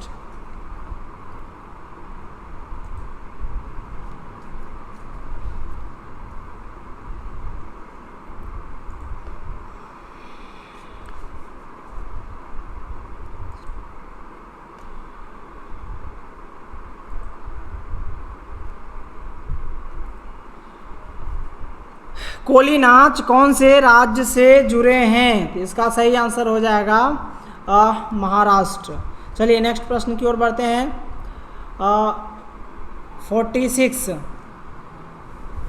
फोर्ट विलियम कॉलेज की स्थापना किसने किया था? तो इसका सही आंसर हो जाएगा option number B, Lord Wellesley. Lord Wellesley जब भी आए तो याद रख लीजिएगा एक संधि के बारे में, सहायक संधि, ठीक है। लॉर्ड वेलेस्ली सही आंसर। ये Lord Wellesley William Fort College की स्थापना किए थे, ठीक है। और option number B, Lord Wellesley सहायक संधि को स्वीकार किए थे, ठीक है। और ये लॉर्ड कर्जन जो है ये इनके समय में बंगाल विभाजन हुआ था, ये याद रखना है, ठीक है। और भारतीय सिविल सेवा का जनक भी कहा जाता है इनको। लॉर्ड कॉर्नवालिस के बारे में बात करते हैं, भारतीय सिविल सेवा का जनक भी इन्हें कहा जाता है, ठीक है। और लॉर्ड कॉर्नवालिस अस्थाई बंदोबस्त भी लागू किए थे, अस्थाई बंदोबस्त भी लागू किए थे। नेक्स्ट प्रश्न की ओर बढ़ते हैं। और एक बात, लॉर्ड कर्जन के समय 3 बोर्ड की स्थापना हुआ था, जिसमें एक रेलवे बोर्ड था, ठीक है, सिंचाई आयोग का स्थापना किया गया था, एक विश्वविद्यालय आयोग का स्थापना किया गया था। चलिए आइए नेक्स्ट प्रश्न की ओर। यदि किसी व्यक्ति को उच्चतम न्यायालय में कोई जनहित याचिका लगानी हो तो याचिका किस भाषा में लिखी जानी चाहिए? इसका प्रावधान जो है केवल अंग्रेजी में ही होगा, ठीक है, सिर्फ अंग्रेजी। ऑप्शन नंबर सी सही आंसर होगा, याचिका सिर्फ इंग्लिश में ही लगाया जाएगा, ठीक है, ये कहा गया। संसद के उच्चतम न्यायालय में हिंदी प्रयोग के लिए कोई व्यवस्था नहीं की गई है, ठीक है, उच्चतम न्यायालय में केवल याचिका वही सुने जाते हैं जो इंग्लिश में लिखी होती है। आइए 48, पंचायती राज में चुनाव में गड़बड़ी को निपटारा के लिए गड़बड़ी का निपटारा निम्न में कौन करता है? तो ये करता है, देखिए पंचायती राज की बात करेंगे तो हाई कोर्ट करेगा, ये उच्च न्यायालय सही आंसर है। नेक्स्ट प्रश्न की ओर बढ़ते हैं। मनरेगा के अंतर्गत रोजगार का निर्धारण निम्न में से किसके द्वारा किया जाता है? इसका सही आंसर होगा ऑप्शन नंबर बी, ग्राम सभा द्वारा निर्धारित की जाती है मनरेगा का। चलिए अगले प्रश्न की ओर बढ़ते हैं। 50 नंबर क्वेश्चन, जुलाई 2021 में प्रधानमंत्री मोदी ने हाल ही में अपने कैबिनेट विस्तार से पहले कौन सा नया मंत्रालय बनाया? तो इसका सही आंसर हो जाएगा ऑप्शन नंबर बी, सहकारिता मंत्रालय, इसका सही आंसर। ऑप्शन नंबर, चलिए आइए क्वेश्चन नंबर 51 में, संयुक्त राष्ट्र अंतर्राष्ट्रीय आपदा कोष का मुख्यालय कहाँ पर स्थित है? तो इसका सही आंसर हो जाएगा वाशिंगटन, ठीक है, अमेरिका यूएसए के वाशिंगटन में स्थित है, ठीक है। और इसकी स्थापना कब होती है? 1951 में स्थापना होती है। चलिए न्यूयॉर्क की बात करेंगे तो न्यूयॉर्क में किसकी स्थापना, किसका मुख्यालय है? तो यूनिसेफ की मुख्यालय है न्यूयॉर्क में। पेरिस में यूनेस्को का मुख्यालय है, फ्रांस की राजधानी पेरिस में, ठीक है। और वाशिंगटन में एक और चीज़ का मुख्यालय याद रखिएगा, विश्व बैंक का मुख्यालय वाशिंगटन में है। आइए नेक्स्ट प्रश्न की ओर बात करते हैं। 52 नंबर क्वेश्चन नंबर 52, निम्नलिखित में कौन सा विटामिन बी कॉम्प्लेक्स के सदस्य नहीं है? बी कॉम्प्लेक्स क्या होता है? Vitamin A, vitamin B2, vitamin B3, vitamin B5 ऐसे करके जो होता है उसको बी कॉम्प्लेक्स कहते हैं, B12 तक होता है, ठीक है। आइए सब विटामिन के बारे में थोड़ा सा जान लेते हैं। जो है विटामिन B1 को थायमिन कहते हैं, पहली बात याद रखिएगा, बी कॉम्प्लेक्स में आता है। विटामिन B2 को राइबोफ्लोविन कहते हैं, B2 को राइबोफ्लोविन कहते हैं, ठीक है। और ये देख लीजिए यहाँ पर विटामिन C को एस्कॉर्बिक एसिड कहते हैं, ठीक है। और यहाँ पे विटामिन K को फिलोक्वानिन कहते हैं, विटामिन A को रेटिनॉल कहते हैं, रेटिनॉल वैज्ञानिक नाम हो गया, ठीक है। विटामिन C हो गया, C तो लिख दीजिए, एस्कॉर्बिक हो गया, ठीक है। और विटामिन E की बात करेंगे तो टेकोफेरॉल, ठीक है ना, ये याद रखना है, ठीक है। और फॉलिक एसिड बोलेंगे तो विटामिन B9 फॉलिक एसिड हो जाएगा। विटामिन B7 भी जान लीजिए, एग्जाम में पूछा जाता, बायोटीन, ठीक है, इसको याद रख लीजिएगा। विटामिन B5 की बात करेंगे तो हो जाएगा पेंटोथेनिक, ठीक है। और विटामिन B3 हो जाएगा नियासिन, विटामिन B3 नियासिन हो जाएगा, ठीक है। विटामिन B12 हो जाएगा साइनोकोबालामिन, ठीक है, इसका सही आंसर हो जाएगा। आइए नेक्स्ट प्रश्नों की ओर बढ़ते हैं। 55 नंबर क्वेश्चन नंबर 54, निम्न में कौन सा एक वायुजनित बीमारी है? माफ़ कीजिएगा 53, कवक पौधे में होता है जिसमें कमी होता है, किस चीज़ की कमी होता है? इसको याद रखिएगा, कवक में जो है क्लोरोफिल की कमी होता है, इसका सही आंसर क्लोरोफिल हो जाएगा। आइए निम्नलिखित में कौन सा एक वायुजनित बीमारी है, इसके बारे में हम बात करते हैं। वायुजनित बीमारी, सारे बीमारी के बारे में हम लिख दे रहे हैं, ठीक है। ये चिकन पॉक्स हो गया, ठीक है, चिकन पॉक्स हो गया, दूसरा हो गया एंथ्रेक्स, ठीक है, इन्फ्लुएंजा, ठीक है, ठीक है, खसरा, ठीक है, ये सब जो है क्या है, वायुजनित बीमारी है। तो ऑप्शन देखते हैं, ऑप्शन क्या हो जाएगा, खसरा। सही आंसर हो जाएगा ऑप्शन नंबर ए, खसरा। चलिए आइए नेक्स्ट बात करते हैं 55। निम्न में कौन से शहर में ग्रैंड ट्रंक रोड नहीं गुजरता है? ठीक है, तो इसका सही आंसर हो जाएगा 55 का option number A, Lucknow. Lucknow से नहीं गुजरता। किस किस शहर से गुजरता है इसकी हम बात करते हैं फिगर पे। चलिए आइए 55 जी 55 कर दिए हैं फिगर। दिए हैं, भेजे हुए हैं आपको। ग्रैंड ट्रंक रोड का हम देखे भी हैं।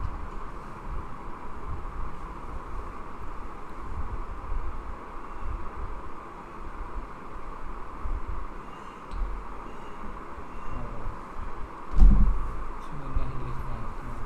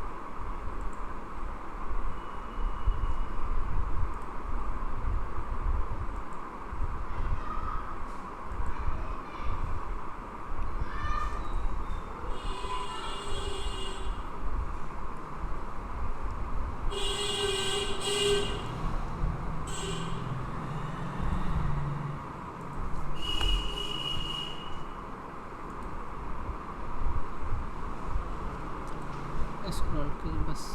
ठीक,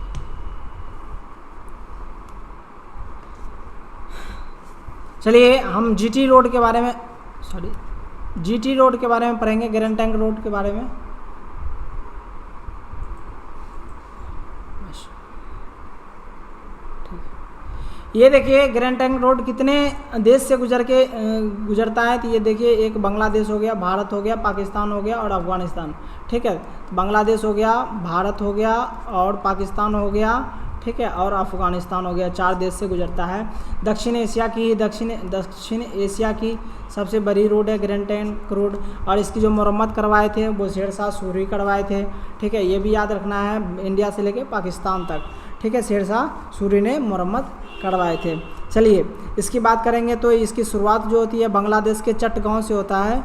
चटगांव, बांग्लादेश के चटगांव से शुरू होता है और ये क्या है, दक्षिण एशिया की सबसे लंबी नदी है। ठीक है, और इसका एक और रोड की बात आया तो यहाँ पर देख लीजिए, यहाँ पर लेह मनाली रोड दुनिया की सबसे ऊंची रोड है। ऊंची रोड की बात करेंगे, दुनिया की सबसे ऊंची रोड है जिसकी ऊंचाई कितनी है, 4000 मीटर। ठीक है, शेरशाह सूरी का जो ये रोड है इसकी जो लंबाई है, इसको याद रखिएगा, 2400 किलोमीटर। ठीक है, गंगा नदी को आप याद रखते हैं 2525, तो इसको याद रखिएगा 2400 किलोमीटर। ठीक है, और इसका शेरशाह सूरी ने कब मरम्मत करवाया था, याद रखिएगा, बनाना या मरम्मत कराना दोनों तरह उनके पास आता है। तो 40 से 45 तक। हालांकि इनका जो रोड का शिलान्यास या पूर्ण रूप से बना था उनके डेथ होने के बाद, मृत्यु होने के बाद। चलिए अगले प्रश्न की ओर बढ़ते हैं। 56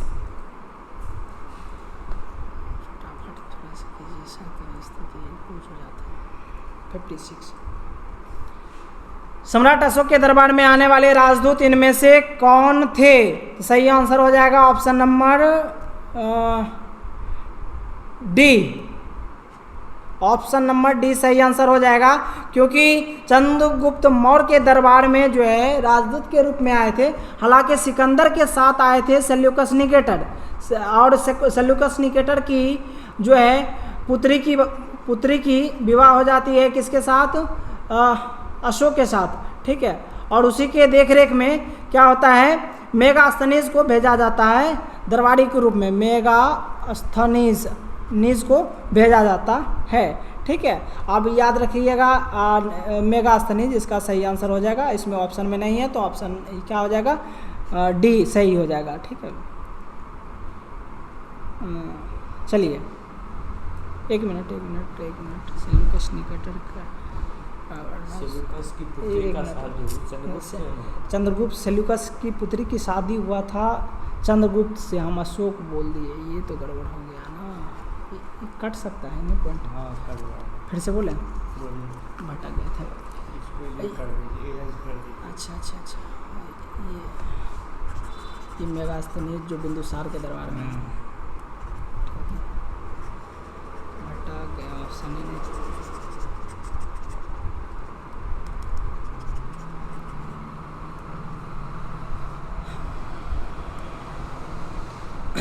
देखिए क्वेश्चन नंबर 56, सम्राट अशोक के दरबार में आने वाला राजदूत इनमें से कौन था, तो इसका सही आंसर क्या हो जाएगा, ऑप्शन नंबर डी सही आंसर हो जाएगा, इनमें से कोई नहीं थे, ठीक है।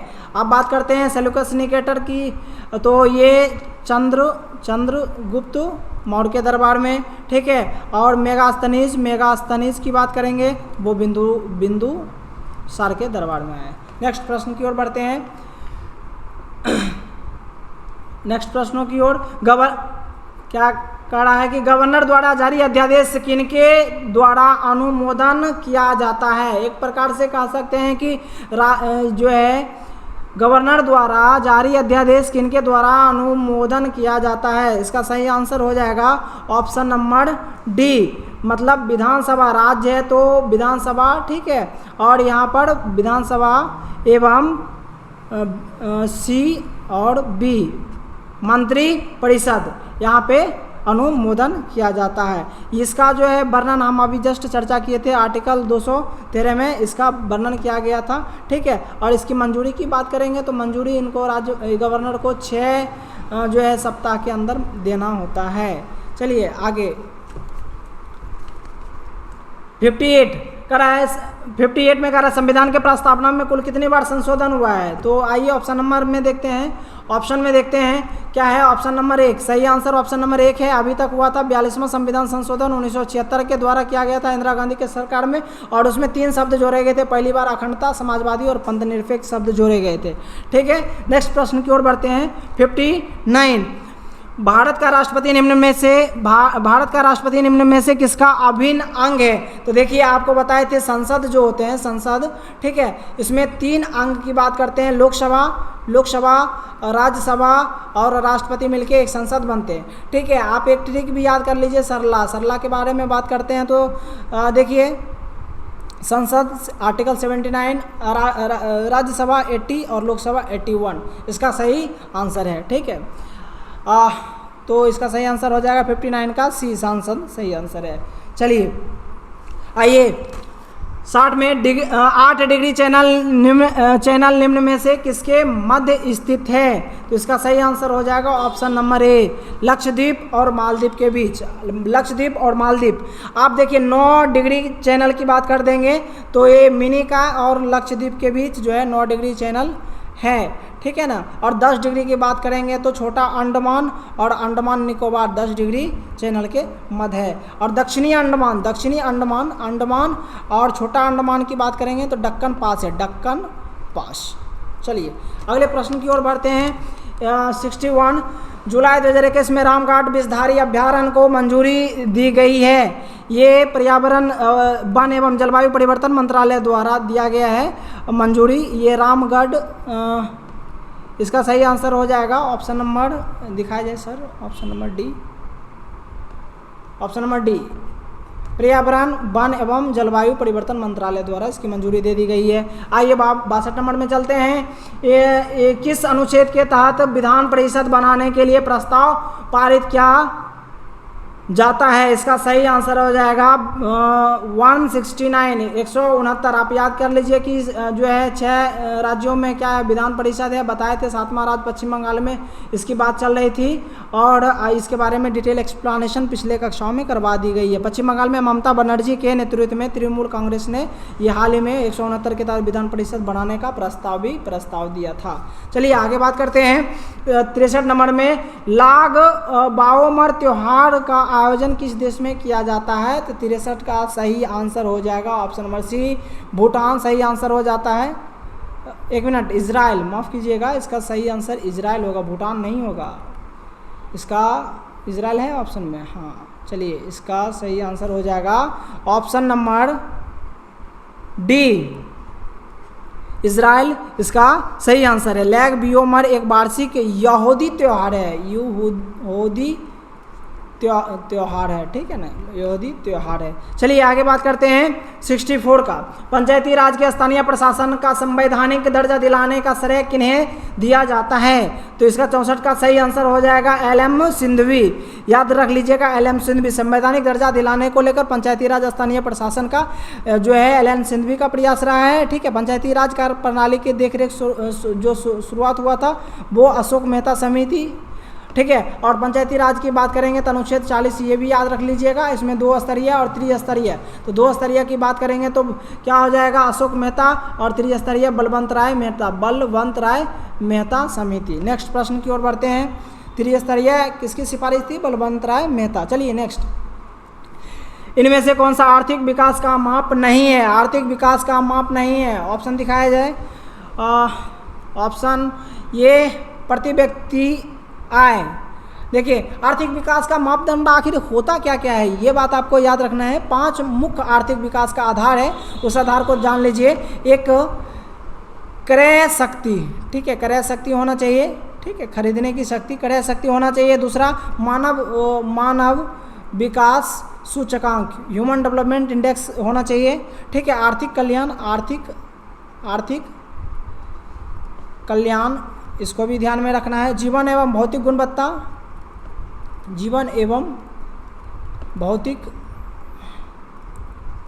गुणवत्ता ये याद रखना है। और आधारभूत जो है आवश्यक प्रत्यागमन, ठीक है। इतनी 5 आधार इसका होना आवश्यक है, ठीक है। प्रति व्यक्ति आय इसका सही आंसर हो जाएगा, ये नहीं होगा। चलिए नेक्स्ट, पटना में जन्मे गुरु गोविंद सिंह ने निम्न में कौन सा किला का निर्माण करवाया? तो इसका सही आंसर हो जाएगा ऑप्शन नंबर ए, लौहगढ़ का किला का निर्माण करवाया था, ठीक है। ये सही से आप ये डेट याद कर लीजिए, जब भी गुरु गोविंद साहब आए तो उनका डेट याद कर लीजिए, 1666 मतलब 1666 याद कर लीजिए जब उनका जन्म हुआ था, ठीक है। कहाँ पर जन्म हुआ था? तो पटना सिटी में जन्म हुआ था। एक डेट याद कर लीजिए आप, जो है गुरु बने थे वो 1675 ईस्वी में गुरु बन गए थे, 10वें गुरु, ठीक है। और 9वें गुरु तेग बहादुर के बाद 10वें गुरु बने थे। और एक डेट और याद रख लीजिएगा, 1699 खालसा पंथ की स्थापना किए थे, खालसा पंथ की स्थापना किए थे। एक डेट और याद रख लीजिए, 1707 में नांदेड़ में उनकी क्या हो जाती है? मृत्यु, हत्या कर दी जाती है, ठीक है। चलिए आगे नेक्स्ट प्रश्नों की ओर बढ़ते हैं। भारत सरकार द्वारा सबसे ज़्यादा सब्सिडी निम्न में से किस पर दिया जाता है? तो इसका सही आंसर हो जाएगा ऑप्शन नंबर डी, खाद्य पदार्थ पर दिया जाता है। चलिए आइए 68 कह रहा है राज्यसभा में गणपूर्ति कोरम के लिए निर्धारित संख्या कितनी है? देखिए राज्यसभा हो चाहे राज्यसभा में कह रहा है ना, राज्यसभा में कोरम ये समझ जाइए कि कोरम पूरी करने का मतलब ये हुआ कि टोटल जो है सदस्य की संख्या मान लेते हैं x है, ठीक है, उस सदन में, ठीक है, उसका 1/10 जो है कम से कम क्या होना चाहिए? सदन में उपस्थित होगा, तब सदन की कार्रवाई चलेगी, वही कोरम पूरा करना होता है। तो इसका सही आंसर हो जाएगा ऑप्शन नंबर 25, ठीक है ना। मैंने 250 राज्यसभा सीट जो है उसमें 1/10 करेंगे तो कितना हो जाएगा? 25। चलिए नेक्स्ट प्रश्नों की ओर बढ़ते हैं। 69 कह रहा है कि भारत के राज्यों के बीच विवाद सुप्रीम कोर्ट के अधीन आता है। ऑप्शन दिखाया जाए, ये मूल न्यायाधिकरण, इसका सही आंसर मूल न्यायाधिकरण ओरिजिनल जुरिसडिक्शन के तहत आता है। इसका सही आंसर हो जाएगा ऑप्शन नंबर ए। आगे बढ़ते हैं 70 की तरफ। चलिए, कानूनी कार्यान्वयन की जिम्मेदारी होती है। देखिए, कानून कार्यान्वयन की जिम्मेदारी जो होती है, एक बात देख लीजिए, एक विधायिका शब्द लिखते हैं, विधायिका, ठीक है, एक लिखते हैं कार्यपालिका, कार्यपालिका, पालिका, एक लिखते हैं न्यायपालिका, न्यायपालिका, ठीक है। विधायिका कानून बनाती है, कानून को बनाती है, ठीक है, बनाती है। कार्यपालिका उसको लागू करती है, और ये जो है न्यायपालिका उसकी रक्षा करती है, ठीक है। तो इसका सही आंसर होगा 70 नंबर कार्यकारी का ऑप्शन नंबर डी, कार्यकारी सही आंसर है। चलिए आइए, मौलिक अधिकारों का प्रतिबंध एवं संशोधन का अधिकार किसका है? तो 71 का सही आंसर है मौलिक अधिकार संसद द्वारा, ठीक है, जो है संशोधन या प्रतिबंध किया जा सकता है। चलिए, पार्लियामेंट के द्वारा। आइए 72 नोबेल विजेता, देखिए यहाँ पर 72 नोबेल विजेता अमर्त्य सेन के अनुसार अधिकारिता एवं समता का क्या तात्पर्य है?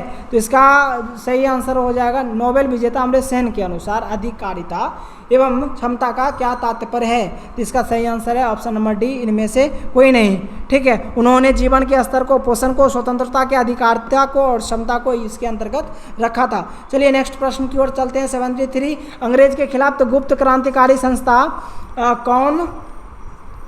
कौन थी? तो ये हो जाएगा इसका सही answer option number A, Abhinav Bharat,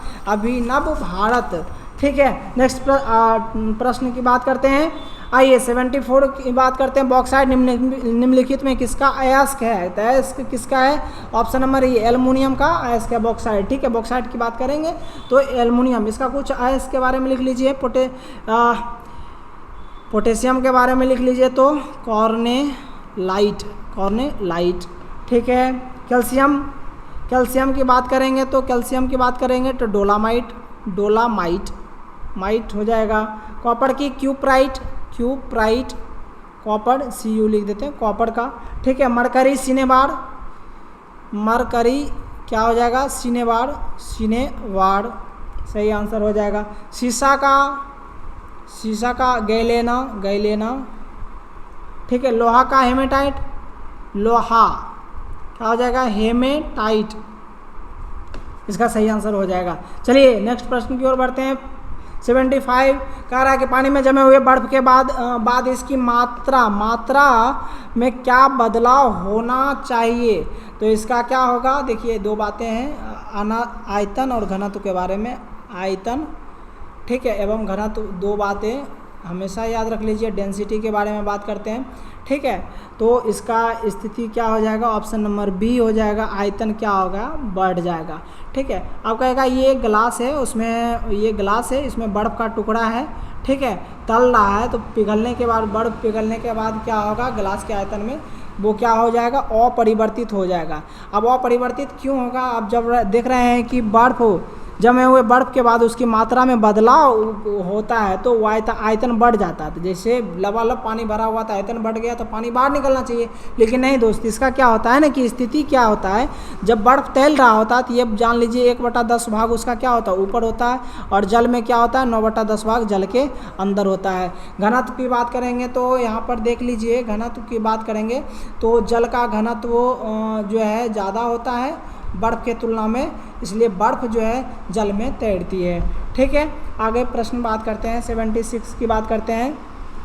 polish किया हुआ चावल खाने से कौन सा रोग उत्पन्न होता है? देखिए, विटामिन B1 नष्ट हो जाता है, और बेरी रोग, विटामिन B1 की कमी से बेरी रोग हो जाता है, ठीक है। चलिए, थायमिन नष्ट हो जाता है, थायमिन नष्ट हो जाता है। आगे प्रश्न की बात करते हैं। 77 सेलवास घास परिस्थिति तंत्र निम्नलिखित में कहाँ पर पाई जाती है? सेलवास की याद करेंगे, ऑप्शन नंबर सी सही आंसर हो जाएगा, कनाडा। जो भी घास का मैदान है, बहुत इंपॉर्टेंट है एग्जाम की दृष्टि से, तो पहले याद रख लीजिए पंपास पहला याद रखिए, जिसका क्या हो जाएगा? अर्जेंटीना, ठीक है। प्यारी घास के मैदान,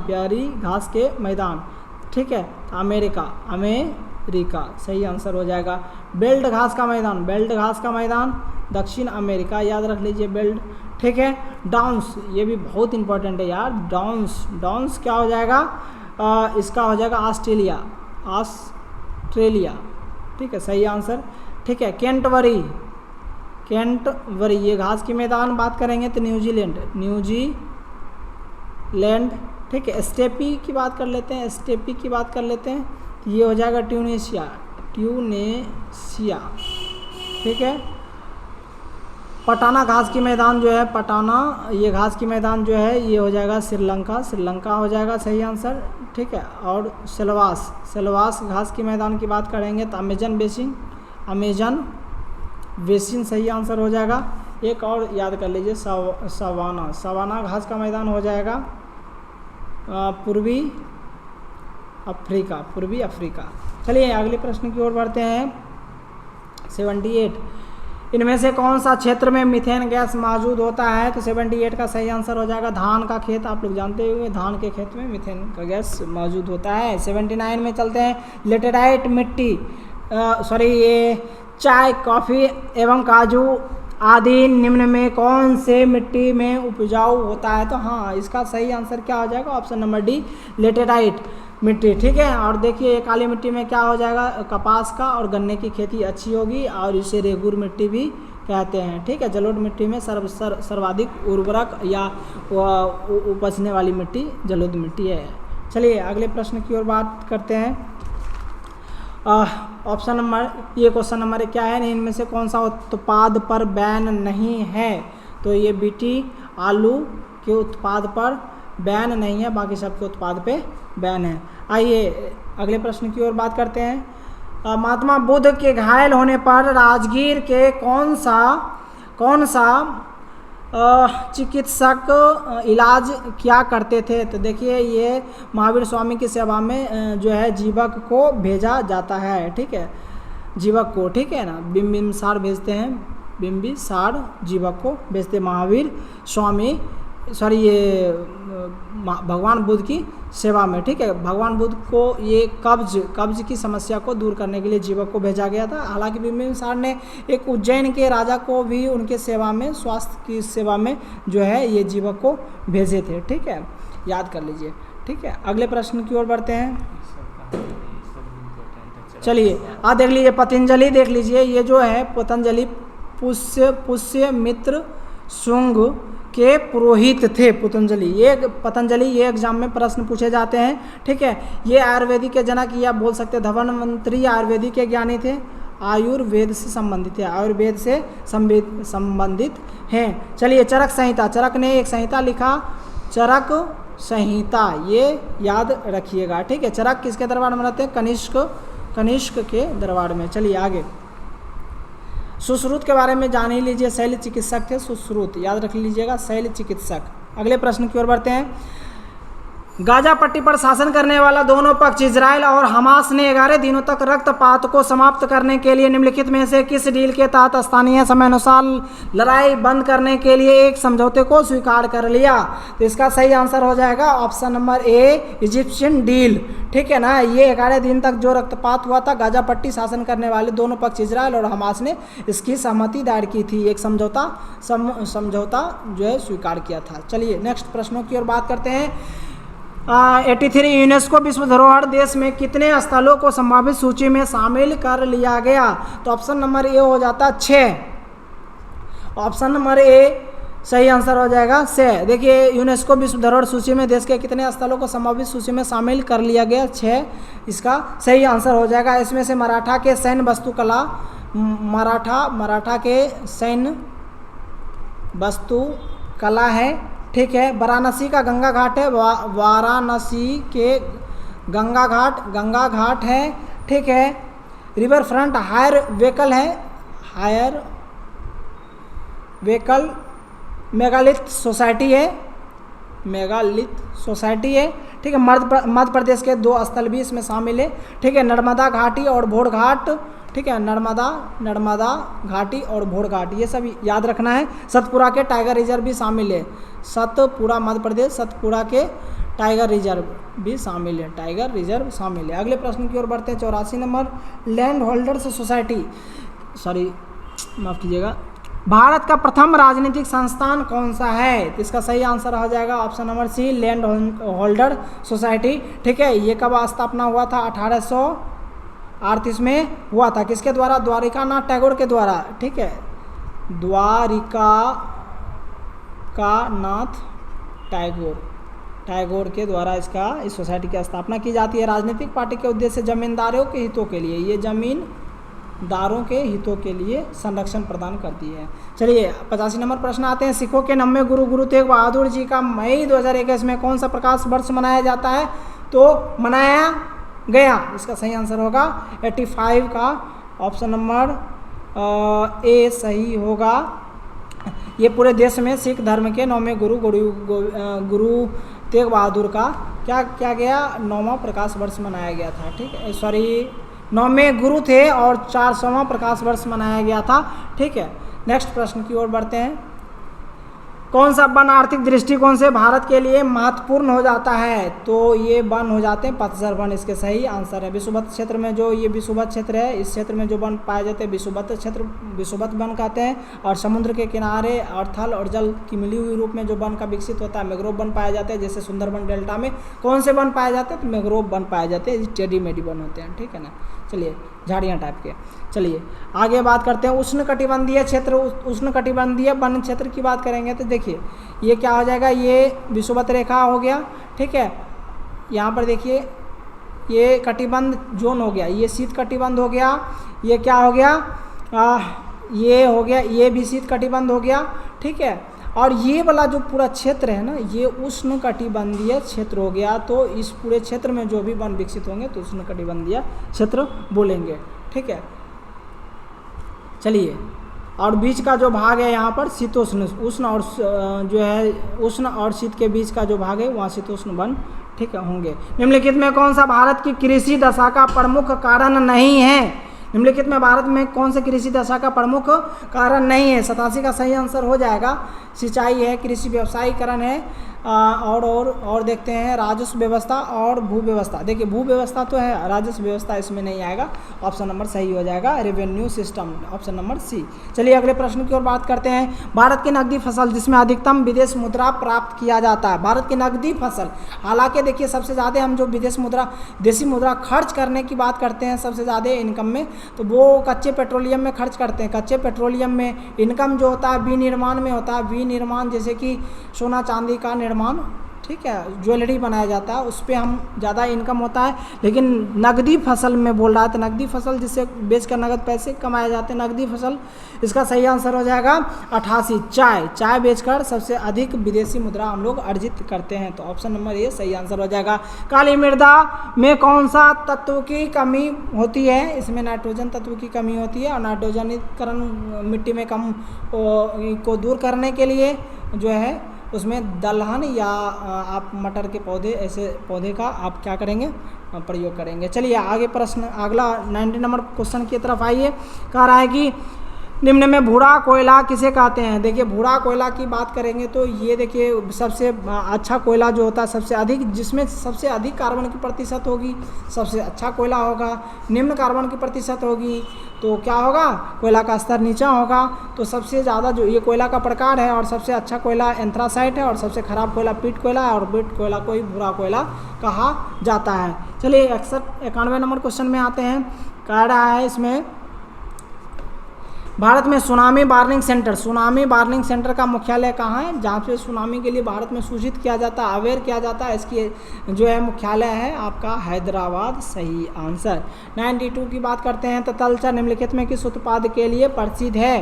तो याद रख लीजिए तलचर जो है कोयला उत्पादन के लिए प्रसिद्ध है। तलचर जो है उड़ीसा में कोयला उत्पादन के लिए प्रसिद्ध है। चलिए डोलामाइट अभी जस्ट देखे, कैल्शियम का एस, कैल्शियम कभी कभी मैग्नीशियम ही आंसर दिया जाता है, ठीक है। आगे चलिए, ये काजू क्या है? बीज का रूपांतरण है, बीज काजू के रूप में खाते हैं, काजू का बीज वाला भाग खाते हैं। चलिए नारंगी पृथ्वी नारंगी की तरह गोल थे। चलिए आगे बात करते हैं।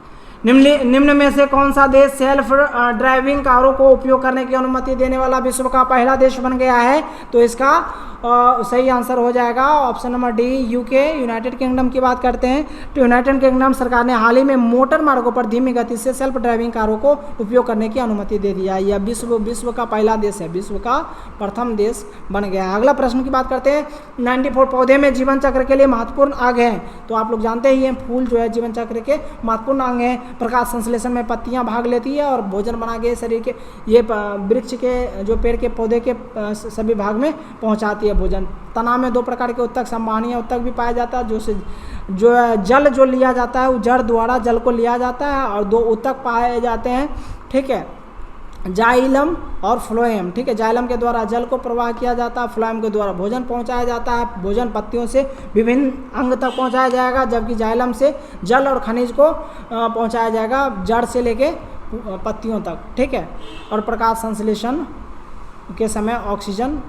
छोड़ा जाता है, और प्रकाश संश्लेषण तभी होगा जब कार्बन डाइऑक्साइड पेड़ पौधे को मिलेगा आवश्यक रूप में। चलिए आगे, मानव विकास सूचकांक प्रतिपादक के मुख्य सहायक कौन थे? मानव विकास सूचकांक प्रतिपादक के मुख्य सहायक कौन थे? 95 नंबर का सही आंसर हो जाएगा इसका अमृत सेन। ऑप्शन दिखाया जाए, ऑप्शन कितने नंबर में है? देखिए ऑप्शन नंबर बी इसका सही आंसर है, अमृत सेन। ठीक है, इसका प्रतिपादक बोलेंगे तो प्रतिपादक बोलेंगे तो महबूब उल हक हो जाते हैं। ठीक है, और उसके सहायक थे, सहायक की बात करेंगे, सहायक जो थे वो थे कौन? अमृत सेन।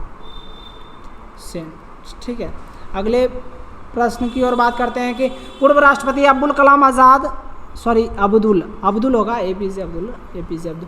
पूर्व राष्ट्रपति अब्दुल कलाम जो बोले थे वो प्रथम शिक्षा मंत्री थे। ठीक है, पूर्व राष्ट्रपति अब्दुल कलाम आज़ाद इनमें कौन सा दक्षेश समृद्धि सूचकांक का आधार बनाने का आह्वान किया था? उन्होंने ऐसा सुझाव दिया था।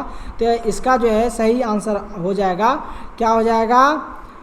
एनपीआई दक्षेश सम्मेलन। एनपीआई जो है ये राष्ट्रीय समृद्धि सूचकांक जो सामाजिक आर्थिक जो है सामाजिक